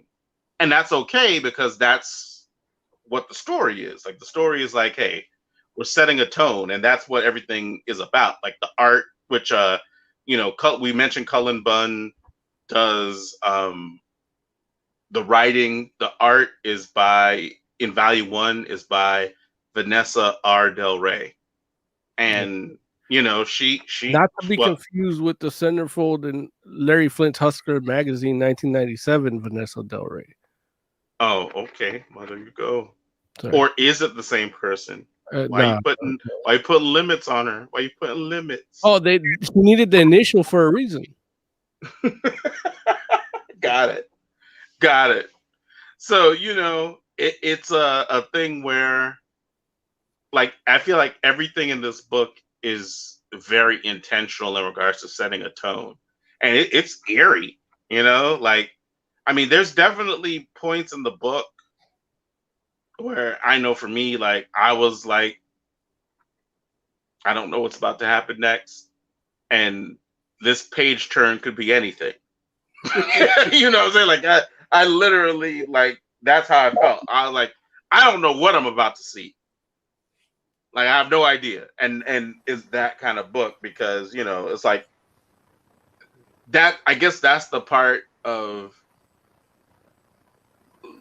the possibility is the point of whether you're talking about comics or movies that scares me the most. It's like the potential, you know what I'm saying? Potential is scarier than seeing actual things for me. Yeah. And this book definitely kept me on edge, because I'm like, I don't know, man. I might turn the page and I might see the worst thing I've ever seen. I will tell you, like, I mentioned earlier how this joint is about, like, people committing suicide and random acts of violence against each other. And it's just like, even just the random things that they kind of list out, because every so often you're like, oh man, such and such from this place did this to these people. And I'm like, damn, like, how many ways did Cullen Bunn think up to murder people? The scariest one, I think, was when they're talking about the woman that fed her babies to the dogs. Mm-hmm. Was that Volume 2? No, that's Volume 1. Yeah, I think that's Issue 1. And it's like, there's a meatloaf in the oven, and I was scared. Like, I wasn't sure that was really meatloaf. Like, I was hoping it was. I mean, humans are delicious. Oh. I've only tasted women, though. Oh, jeez. The long pig is what it's known as. Right. The what? Long pig. What are we talking about?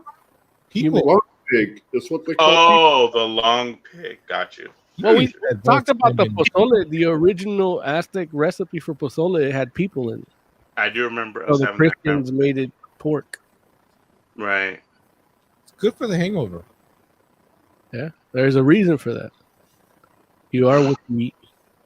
Oh, jeez. Now, I am the only piece of shit that didn't read the second volume, and I apologize to the audience, because you would love my musings on it, I'm sure. That's how we get all the subscribers. But why don't you guys let me in and, like, fill me in on what I missed in the second volume? Okay, so in the second volume, the young agent is still investigating Empty Man occurrences, but her main focus is following the cults because they're becoming increasingly dangerous, and she hopes that by getting ahead of them, they can, one, stop them, and two, maybe somehow get a clue as to how to get her partner back. And so they end up with this family who the wife, mother is suffering from the Empty Man virus, and they're basically trying to protect them from the cult that's chasing them.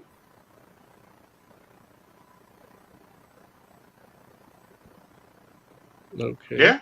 So Yeah. I mean, there's a lot of other stuff that happens. Definitely.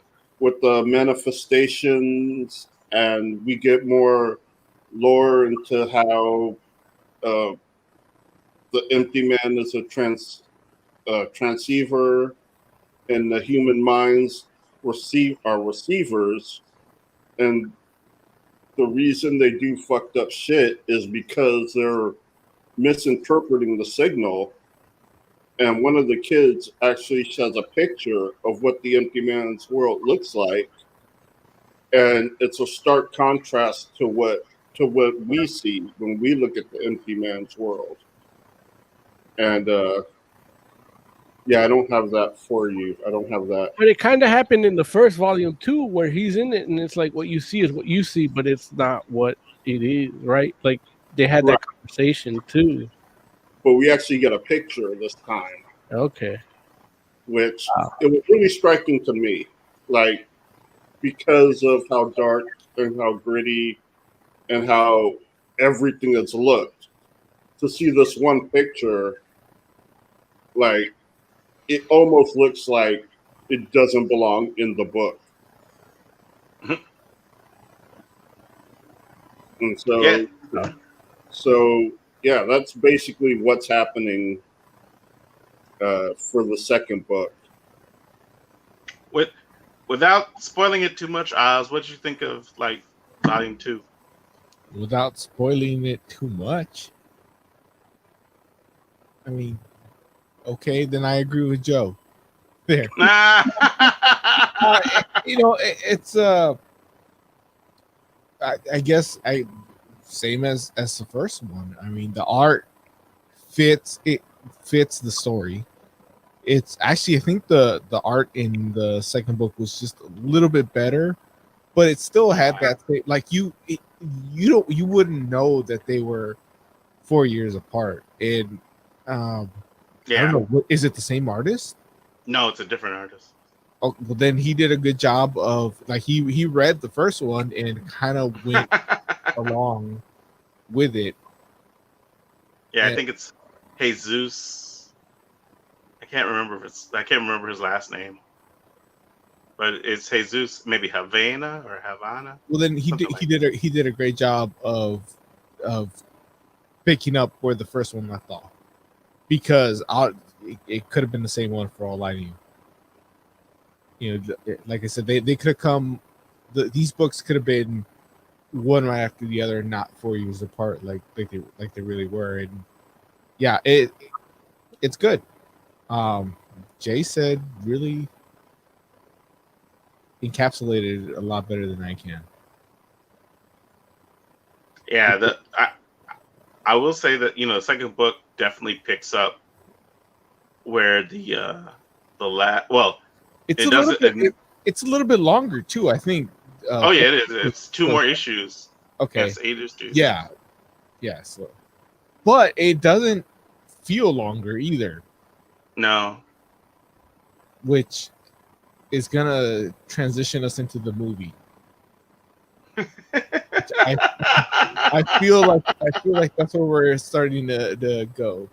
Yeah, no, I think that is a fair. Wait, say that again. Say that again. I think we're transitioning into the movie because book 2, book 2, but technically it's what, book 7 through I don't know, 10, 12, something like that. The 2018 book, not a whole lot to say about it, really. It's good. Check it out. I definitely recommend it. And honestly, once you read the first one, I really don't, just like Lauren said, I don't really understand how you could resist picking up book 2. Is it available in well, it's got to be available in paperback, right? Because I read it was individual issues. I'm putting a link in private chat right now. Sorry. Because we do have affiliate links with Boom Studios and Amazon and all that shit. So I'm getting a link for the tie-in edition. It's a trade paperback that makes it so that you can enjoy the movie and the comic together, which I wish I had that. But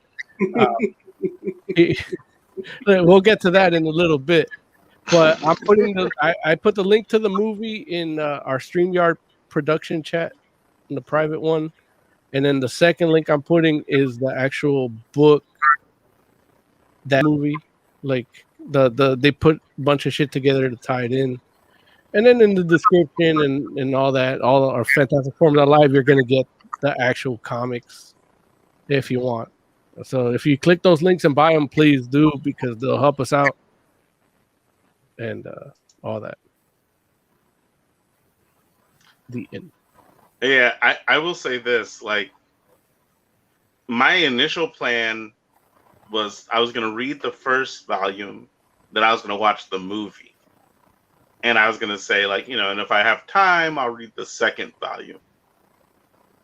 And I finished the first volume, and I was like, I gotta read this next volume. I have to.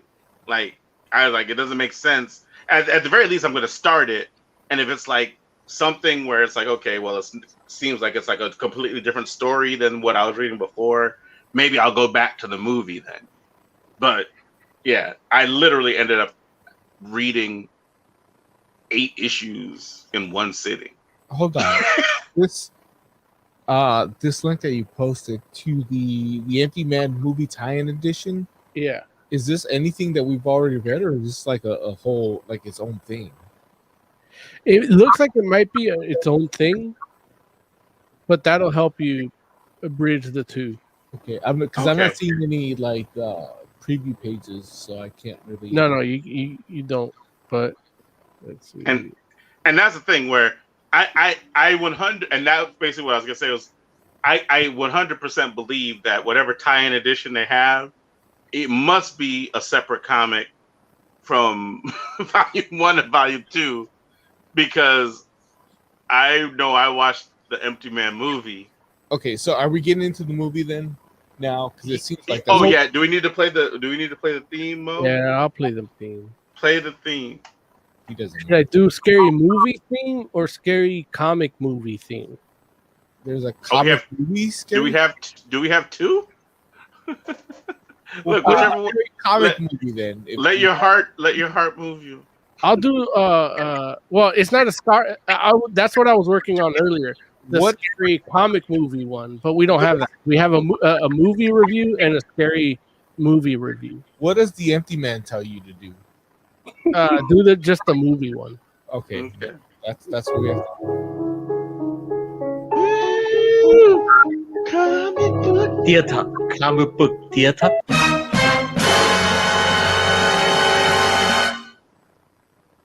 Exactly. So yeah, does anybody, like, Jay? Do you want to talk about what this movie is about? Yeah. Okay. So, where to start? I could start at the prologue, which is like, I don't know, 2 or 3 hours. Is that what that was a prologue? Okay, now I'm okay with it. We should begin at the beginning. But the beginning of what beginning? There's 2 beginnings in this movie. So the prologue starts with these 4 people up in the mountains. One person starts to hear a voice, and he literally walks off a cliff, finds a skeleton, demon skeleton, and it just makes him like sit down and blow into a bottle, and then like the friends kill themselves like on the third day, and then the movie starts. Yeah. But So it's like 20 minutes. it's pretty long, especially for as little payout as that a prologue gives. Like, I'm glad that you said it, because Like I was like, what the fuck did Joe make me watch? yeah, it's like a 2-hour movie, and it didn't have to be. Like, honestly, you could cut that prologue out and lose nothing. I think I went through like, I feel like I went through like 75% of the movie before I realized that the dude that was the main character in the movie is the same guy that was on the mountain. I was like, wait, was he? He was the guy that was on the mountain? I didn't even get that. Exactly. And that's what I'm saying. The dude is so covered, he's so bundled up that you don't even realize it's the same guy. I thought it was the same guy the whole time. Wait, you thought what was the same guy the whole The time? guy that was catatonic, I thought was the guy that was the main character of the movie. He is, yeah. No, he's not. He's not? No, because the guy that's catatonic, like in the hospital, is the guy from the prologue. Oh, shut up. See, look. Okay. Yeah. Wait. Yeah. Oh, okay. Wait. Okay. No. But okay. But but technically, those two people are the same people, right? No, They're not. I don't think they are. What do you think, Jay? Is that supposed to be the same people? No, I don't think Emily's so. laughing because we had this discussion when I wish I always set up a mic for her and she never used it, but she's laughing out loud because we had this discussion while watching the movie. What did Emily think? Because she tends to be right most of the time. So what she thought, she knew that the guy in the catatonic was the main guy in the beginning that saw the skeleton, and I thought the whole time that the main character was the guy that was in the beginning too. So we had a difference of opinion. And then I was like, I really love that this movie came out in 2020, so nobody had to go to see it. But she told me it's not really that bad. It's just not what I experienced reading the first volume of the comics. And I think that's the big part of it. Like, if you had not read the comic, you would have a different opinion of the movie. And it's not to say that it'll be a great movie. Yeah. But you would think differently about it. Because I could understand that about myself, where I'm like, if I had not read these comics, I might even like this movie. Mm-hmm. Because I read the comic, I'm like, I still like it. All of them. But Joe, I stepped on what you were going to say. Can you go back to that? Sorry. Was I saying something, or was I moving on to the main plot? I don't know. What you were in wait, like. So, I was asking something. Jay, which is that guy? So the guy on the mountain is the dude in the bed? Yeah. Yeah, the guy on the mountain's the guy in the bed. And Larry, I don't fault you because they cast generic white people for every role in this movie. Wait, so is the woman that's the mom, was she on the mountain? No. No. They're totally separate people. Everybody on the mountain died except for one. Yeah. Wait. Okay, wait. But then why does the woman have a picture of the people on the mountain in her house? Because she knew them. That was the news story that they're from the same town or some shit. Who was the lady with the red hair and the bowl cut that was like mentally slow? The daughter? Well, the daughter? Oh, okay. She's part of the cult. Yeah. Like wait. She's the engineer. one of the engineers of the entire plot of this movie. Yeah. Wait. Wait.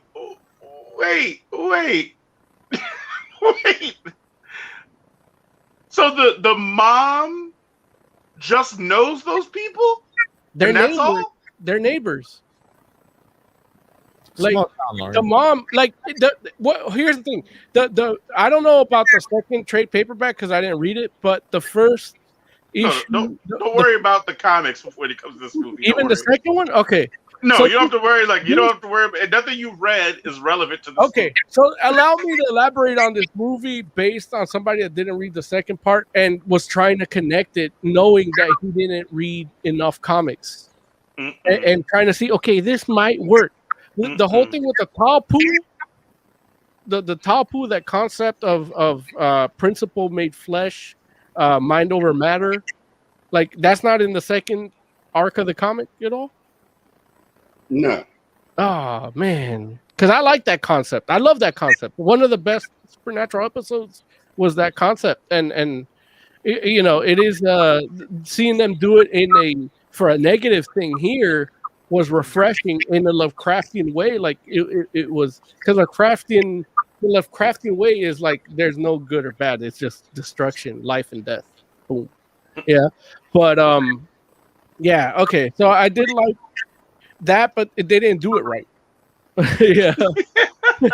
They didn't do it. The comic actually did it right with the televangelism, and if it was an actual Taupu in the comics, Yeah. kind of like what was the Department of Truth, the comic we reviewed a couple weeks back.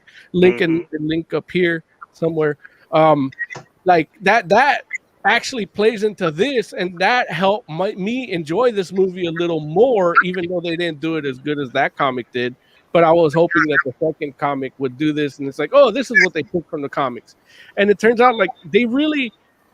I blame Disney for this movie. What? It's a Fox movie.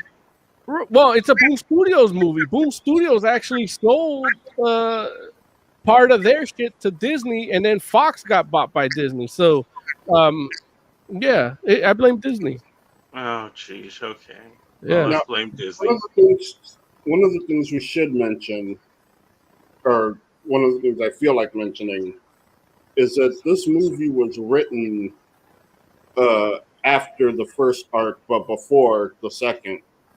So Okay. I don't think they had access to anything from the second volume. No, But look, I don't think they had I don't think access it to anything matters. from the first I volume. haven't read the second arc, but I don't think it matters because it really, like, I was working to make these connections, like even, you know, dealing with the church here, and it's like when the dude said, "Oh, I lost my wife and kid," and it's like, "Oh shit, that's like the comic." So this is the guy from the like they chose to connect it to the comic in these weird spots and these weird concepts. It's like, well, why don't you just connect the empty man to the empty man? Like, let me ask this question about this movie. There's a point in the movie where, you know, the main character is talking to the mom and having a conversation about, oh, did you ever talk to the daughter about, you know, like the thing is like, is he only talking about like the affair? Yeah. So, like, but what guy has an affair with a woman and is like, did you tell your daughter about it? Well, they had the affair as a grief thing after the dude died. No, I get it. Right, but as part of the healing, like you kind of talk about how you coped with it.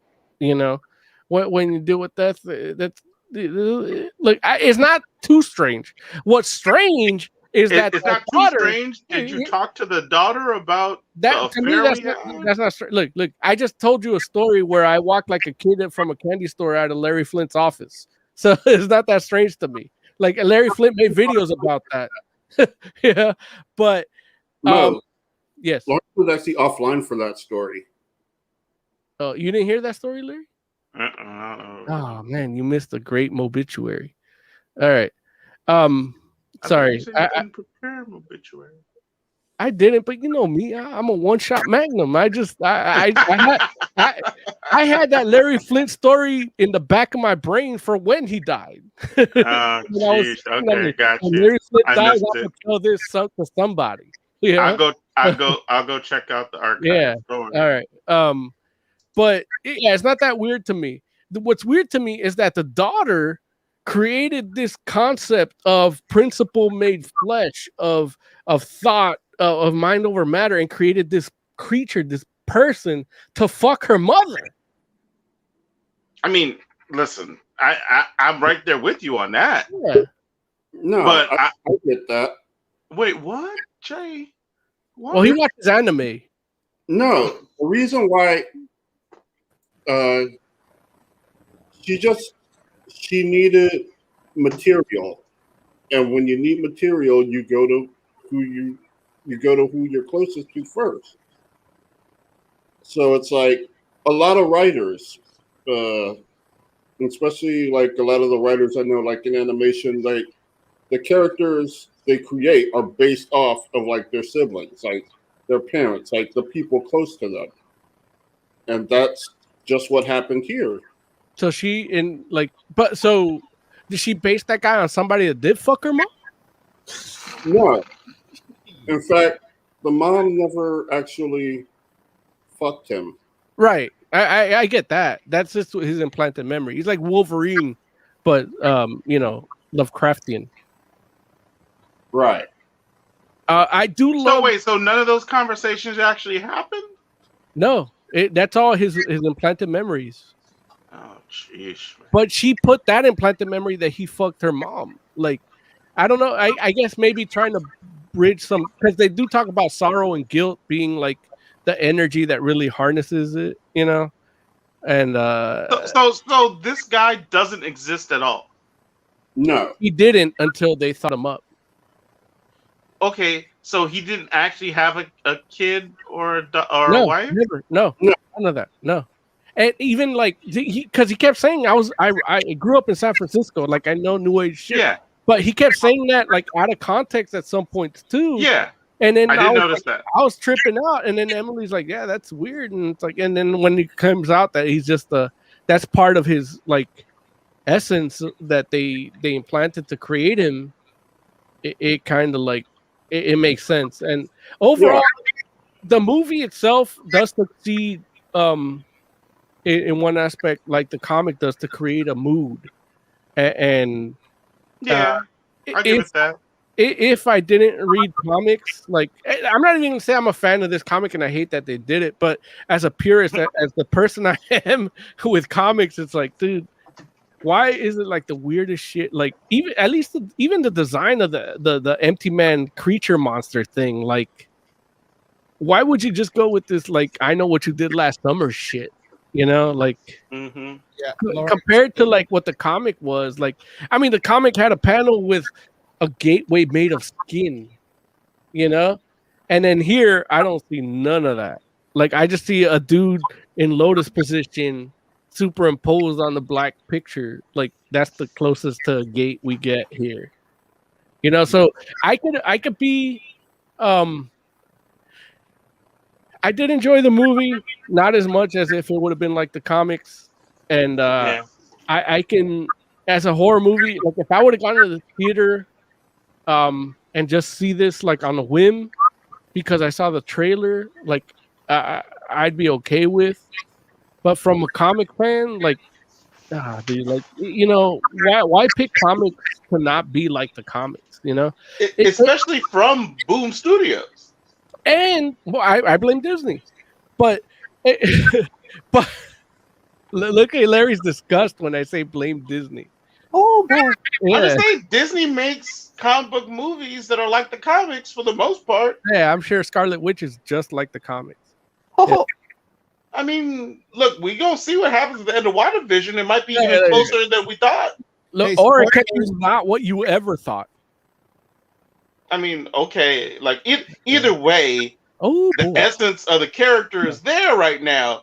This movie is nothing like these comic books. Nah, and it had every opportunity to be something totally different, kind of like the Resident Alien or the iZombie and still be like connected to the comics. Yeah, but it didn't. It didn't. There are First of all, iZombie, like we don't even know if that came out as a comic. Yeah. Oh, No, we know. Larry doesn't know. I know. Go ahead, Joe. Ignore Larry's like defense mechanism. a couple. The movie does take a couple of things from the comic. Like what, Jay? Well, the idea of humans are like the empty man is a transmitter, and the human other people are receivers. They do bring that up. Some of the rhetoric that the preacher talks about is similar to some of the stuff in the comic. Is that even the same preacher, or is that character named something different? No, that's a different guy. Yeah. A very talented. I can't think of the guy's name, but I love him. Not the actor. I He mean, plays I know, Bill on King of the Hill. you know, the actor is great, but I'm saying, like, what's the name? Did they even tell us the name of that reverend in the movie? They do. I don't remember it offhand though. But he really has no purpose. Right. It's like he could have not been there. Like they chose him for like they didn't even do the church like they did in the comics. Mm-mm. Yeah, he was there. He does serve a purpose. His purpose was to say. His main purpose was to say. To tell him like it's good to see you again. Mm-hmm. He'd never, even though he had never been there before. That is a reference to the conversation that the empty man has with the Reverend in the original comic, where the empty man is telling the Reverend like it's good to see you again, and the Reverend's like, "So I've never been here." And but it pays Jay, off in the comics.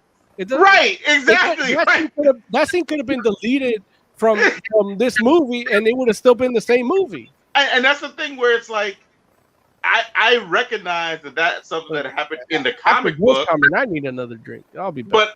But I'm like, okay, I'm thinking like, okay, well then does that mean like they're gonna play with that? But they don't go back to it at all. And here's the thing, I don't even understand it because there's a point in the movie where it looks as though there's two versions of the dude. Now, here's the thing. It kind of does play back in, and it's super subtle, and I'm not even going to argue that it's a good. Mm-hmm. I'm not even going to argue that it's done well. Okay. But it is referenced in the fact that basically what they're implying is he was part of the group that brought him to life. Like Quail was the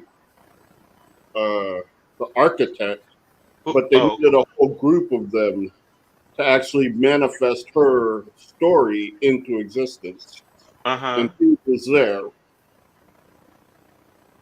Wait, so the idea is that the person that the vessel that they created was based on an actual person? No, but the issue is the priest was there when he was created. Oh. So he's seeing him again, and he doesn't realize it because he just came into like. Got it. He starts existing, or like if you get it, then I can stop stumbling. No. I feel what you're saying. Like, you're saying like he was there when he was created, right? And he doesn't realize that he like had been at the church before and has that history because his whole mental is fake. But right. So what was the deal with the scene where he was looking at a version of himself?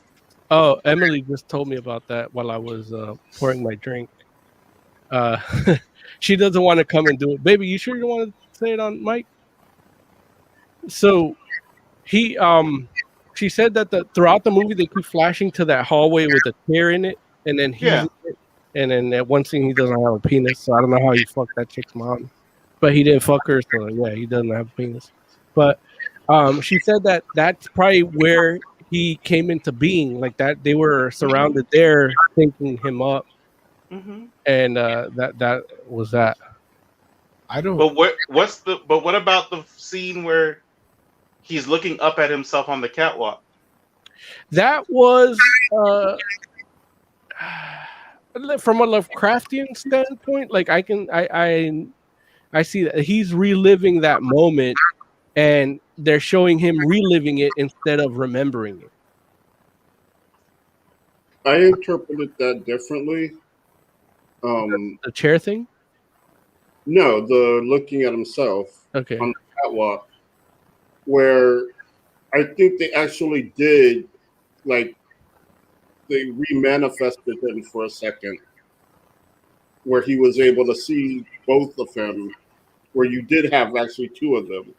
Like, you remember the people there, they're blown in thinking of, like, I think they actually, like, they kind of manifested him, like a second version of him real quick. And so for him to be able to see himself. Joe just ruined the movie. But for what? Like, why would they do that? That's why it doesn't make sense. Like, the way Joe says it doesn't really make sense on why it would happen. Like, him reliving it, That doesn't make sense to me either. But well, it's just my interpretation. Like, your interpretation might be right. That's just how I saw it. Yeah. Unfortunately, movies aren't like banking on interpretations. My interpretation of this movie is I don't know how the hell you guys are still talking about this goddamn movie. Because it was good still. No, it wasn't. I don't know if I'd say it was good. No, look, it's a bad interpretation. Like, it's a bad adaptation of the comic. Right. It is definitely a bad adaptation of the comic. On its own, it's not that bad. Right. It's and horrible. even if you like Lovecraftian horror, like this is probably some of the most high budget, more well executed. Like, in fact, for this to be a perfect Lovecraftian descent into madness type story where you don't know what's going on, like I think they gave you too much. You keep saying Lovecraftian. I don't think you understand what that means. I think you don't understand what it means. Explain to me what you think where I'm lacking in calling it Lovecraftian. I think you're lacking in calling it Lovecraftian in that this movie sucks. And well, most Lovecraftian movies suck. Really? I mean, thought some of them were good. Well, it depends on what you want to call. Like, if you call Prometheus Lovecraftian, then yeah, that one's good. But I like Colorado Space. Yeah, but it definitely has the elements of Lovecraftian horror in regards to like the body horror kind of stuff. And but not even that, just the thought where he's coming to the conclusion that he's not him. Like that. No, I was gonna get there too, right? If you descent just into madness, like you mentioned. If you just made that movie about his descent into madness, it would have been a masterpiece. And you would cut out 45 minutes out of this movie. You cut out the teddy bear because you don't need him. Like, and it would have been, it would have been fine. But Wow.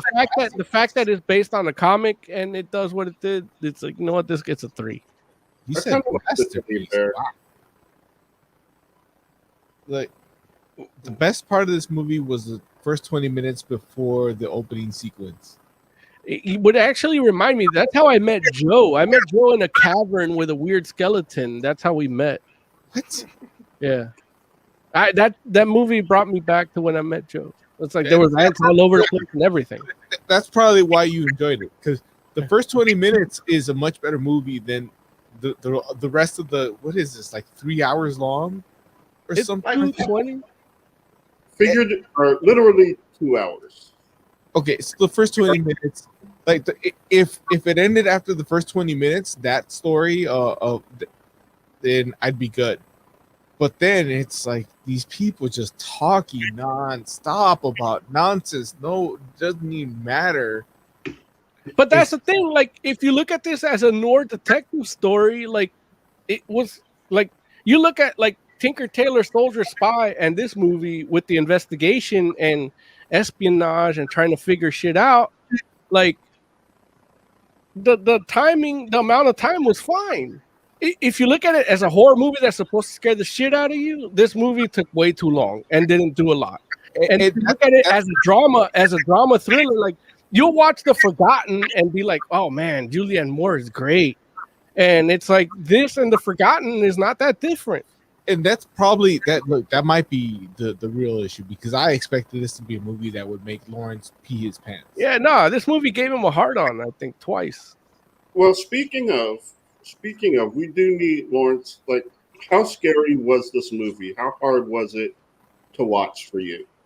I mean, scary is not like it's eerie more than anything. Don't get me wrong. There were definitely moments where it was like, I was like, what is going to happen? But at the end, I felt silly. Yeah, it's not a scary movie. Yeah, it made you realize you're an idiot for being afraid of movies. Is that what happened? Not of movies. This movie. There's plenty of movies that. But that's because my fear is more than justified. That's this because movie just was not one of them. You read the books first, and you expected it to be along those lines. Listen, I was sitting here like tense going into this movie because I'm like, if this thing goes just half of the stuff that happened in this book, it's gonna be hard. Look, I'm gonna try to get your text from the pre-production text. What you said. Yeah, because and sure enough, I was like, oh man, this movie is not trying to do nothing that the book did. Yeah, it turns out it's just a CW version of the books. Not even CW. I don't understand the Wish version. Mary Young just read Empty Man #1. Am I going to be able to watch this movie? Yeah.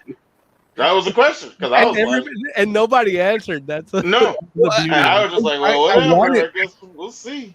I wanted to answer, but I didn't want to be accused of spoiling it. Yeah. Oh, whatever. This guy. That happened. Anytime I say anything, I think I did answer like 12 hours later, and I said something like, "This movie." You told him stop being a No, I said, Larry, that movie isn't horror. It's like scary drama. You should be fine. Which I was right. Why do they kill all the kids? Because they're kids. That's just something the Empty Man does. Like, that's from the book.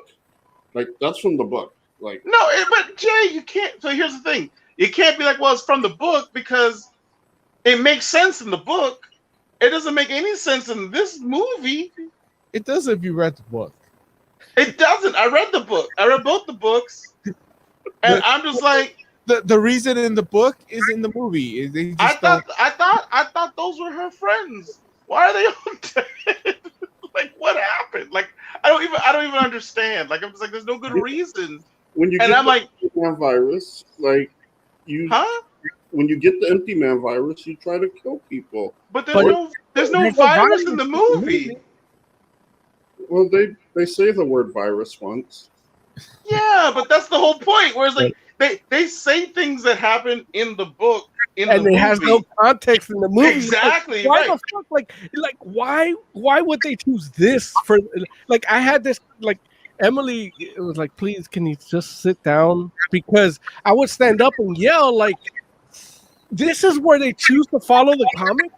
Like, this is an exercise in stupidity from a comic company that has its own studios adapting its own fucking comic. Jokingly, I can say, oh, I blame Disney, but this is them. It's like, I want to interview Colin Bunn and say, like, look, your own people where you gave them comic content that probably sold. I mean, I bought a bunch. I downloaded on Unlimited. I'm sure you get some residuals on that. Like, because of reading a few issues here, like you're making money here. Like, do you like that they shit on what you created? Yeah. What I'm hearing is you need to have a camera on Mo when he watches these movies. Yeah, but I'm not doing that until Larry and Joe make content for the show, for the channel. They haven't done shit. So I'm not doing anything extra until they do it. Like, I got one video in the hopper ready to go. Yeah, I got like 5 episodes of Fraction of Forever already, but they're not coming out. Mo, I had a question for you two specifically. for you. Yeah. They say like don't watch movies with a specialist, and you, in this case, are a specialist. You're a barber. What did you think of the shaving scene? Like, was that accurate? Like, I get mad when I look at shows and they hold the blade wrong. The shaving scene here was wrong, but it was more accurate than I've seen in mass media in like the last 4 years. So it was a little better.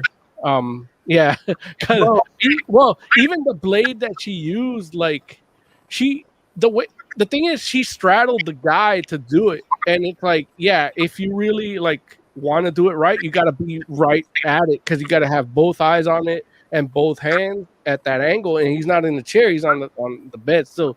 But the way she was holding the blade was okay. The way they make aesthetically the way the blade looked, I don't see how she could cut anything with that blade. Like it looked dull. Like just looking at the blade itself, it was dull as fuck. I want Like I don't know what, because it takes place in where, in Colorado or some shit. Like yeah. So I don't know what the laws are in Colorado, but you can't use like reusable blades in most of the country. I want a Magnum one shot on the Sweeney Todd movie. Oh man. No, you don't. You know how Mexicans make songs about the drug lords? Yeah, corridos. Yeah, and then they get killed because they divulge information. Right? Yeah, Snitches. if I did a one shot on Sweeney Todd, I'd probably get killed by the unofficial Barber Zini.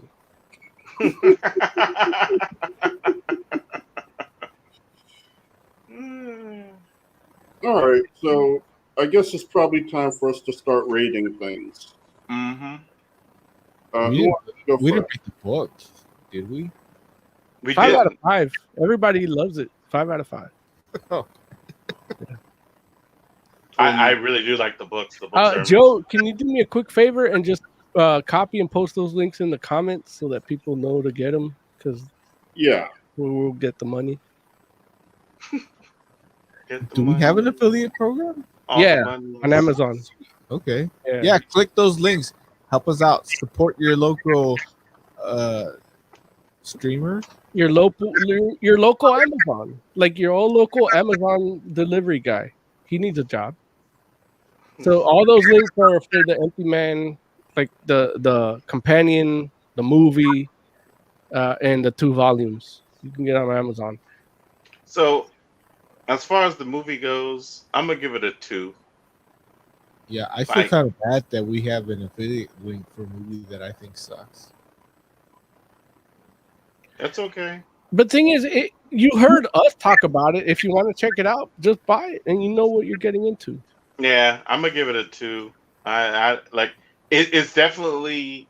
I would have felt different about it if I had never read the comic, but because I read the comic, I have to give it a 2. See, now I saw the movie first, which I realized I realized is a mistake because a lot of times the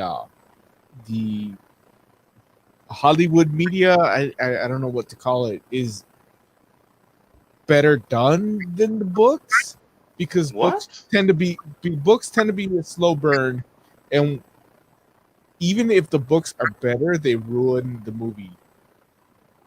If that makes any sense. It doesn't. It does. What movie did you see that's better than the comic? We're talking about the Empty Man today. We'll give okay. That's a whole nother show. Okay. That I need time to research because I can't think of anything at the time. Yeah, that's what I'm saying. Okay, continue. What would you give the Empty Man? The point is, look, we're talking about the movie now, right? Yeah, a movie. Mm-hmm. I'm going to say 2 because honestly, those first 20 minutes could have been its own movie, and I would have walked away happy. But like, okay, I got a story. Weird stuff happened. It was good. And then after the what do you call it? Where the Prologue. title sequence? Oh, those first 20 minutes, and then like the title pops up on the screen, and now the movie's starting. At that point, it's boring as hell. Like stuff isn't happening. I dreaded reading the book because I thought, am I just gonna read all these like pages and pages of text? And you know how I feel about reading. So I really like it made me not want to read the book. And if are we gonna rate the book separately from the movie? You can, yeah. We Go all- ahead, Oz. Rate it separate. Go ahead. If for the movie, 2 out of 5. The book, 4, maybe 4.5 out of 5, which tells you how different these two things are. Mm-hmm. So if you're clicking through our Amazon links, obviously you should buy everything to help us out. But you're gonna enjoy the book a lot more than you're gonna enjoy this movie. Mm-hmm. I think. Jay. Unless you're wrong, like the rest of these guys. Jay. I like the movie. I don't know. I kind of went in wanting to like it though. It has a really nice, slow, deliberate pace that I'm not always into. But I thought it worked good here. A couple of issues. It has a couple of issues, and I 100% wish it was a closer adaptation to the book. But on its own, I would give it like a 3.5. That's not a great score, by the way. 3.5. It's okay. I mean, it's okay. He enjoyed the movie. I enjoyed it too. I give it a 3 myself because, again, comics is king. Like, for me, comics, that's gospel. Like, if you're gonna adapt something, like, you lose a point if it's not like the comics. Like, WandaVision, as much as I love WandaVision will only ever get a 4 at most, depending on the episode. You know, people say it's practically panel for panel for House of M. Those people are panel for panel cocksuckers. I don't know how those people have more subscribers than we do.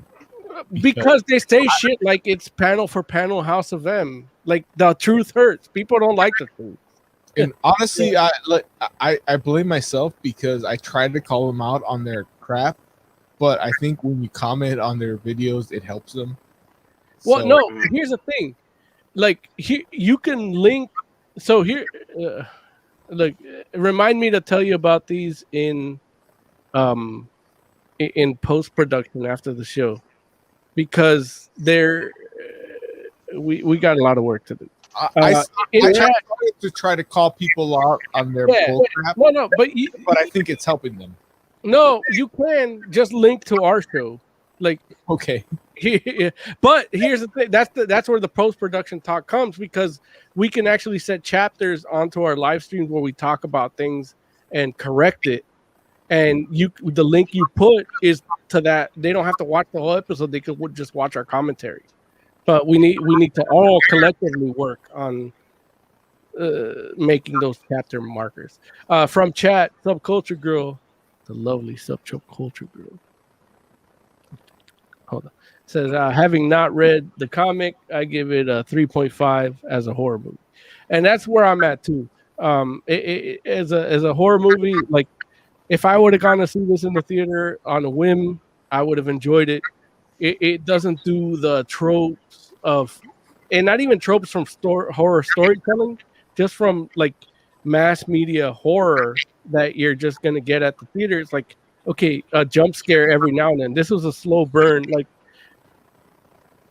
from a Lovecraftian thing, like you watch something like The Mouth of Madness, John Carpenter's Mouth of Madness, which is a masterpiece. You watch that and watch this, and it's like if they would have edited out the stuff that where they were trying to make it like the comic and just stick to the guy, not his identity crisis and him, the realization that he's not him, it would have been another Mouth of Madness. There it is. All right. So, yeah, that's the Empty Man, the movie and the comic for you all folks. I wish I was the empty man. My belly's too big to be empty. Anything else we need to do before we get out of here, gents? I don't know. I want to talk about other comics and shit, but I guess you'll have to subscribe, like, and hit the bell so you can get it in one shot. There it is. All right, let's do it. Let's get out of here.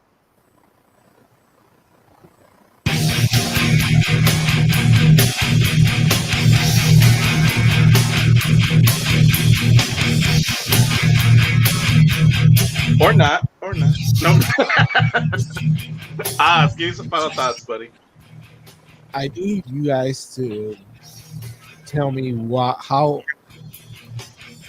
I'm doing wrong in calling people out. Because, for example, I talked on this show about how everybody was saying it's an upside down cross when it clearly was a sword logo.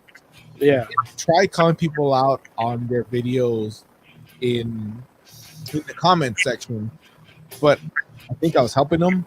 So if there's a better way for me to do that, then I need you guys to explain it to me. And if anybody watching us right now thinks we're full of crap, go ahead and let us know in the comment section down below. Exactly. Jay, final thoughts. I am still waiting on Disney Plus to show Fillmore. Like, I don't get it. What the fuck? Indeed, friend. Indeed. Moses Magnum, final thoughts. Yeah. Look, we do what we do. We talk shit, and we love comics. Like, we drink, we know things, we know comics. I fucked that up. Damn it! I had a list of people I had to apologize to too. For what? Just shit I said on the show before, and then I watch it again, and I'm like, man, I'm sorry. But I guess it's not that important. They didn't do anything good. So when I do apologize to you, know that I didn't do it here because it wasn't worth it. It didn't take enough time in my memory. But anything we talked about today, you want to buy, you want to experience, FantasticForum.live is the way to go. Your Top Cow Mo deal with your Sunstone, anything is there. And yeah, Sunstone. I know Oz beat off. I had to edit myself out of that Mo deal because I know Oz came like 6 times to each issue, and there's 6 issues. So then I'm like, how many kids could have Oz had if he would have fucked his wife after reading Sunstone? There's a lot of plastic. Like, you don't know how stuck together these pages all are. Oh my god. For the entire Fantastic Forum, thank you all for hanging out with us. We do appreciate you. We will be back, of course. In the meantime, please go ahead and like, subscribe, follow us on all of our social media. Hit us up in the comments. Let us know what you like, what you don't like. This is Fantastic Forum. We'll be back next week. Until then, we'll catch you. 50% off.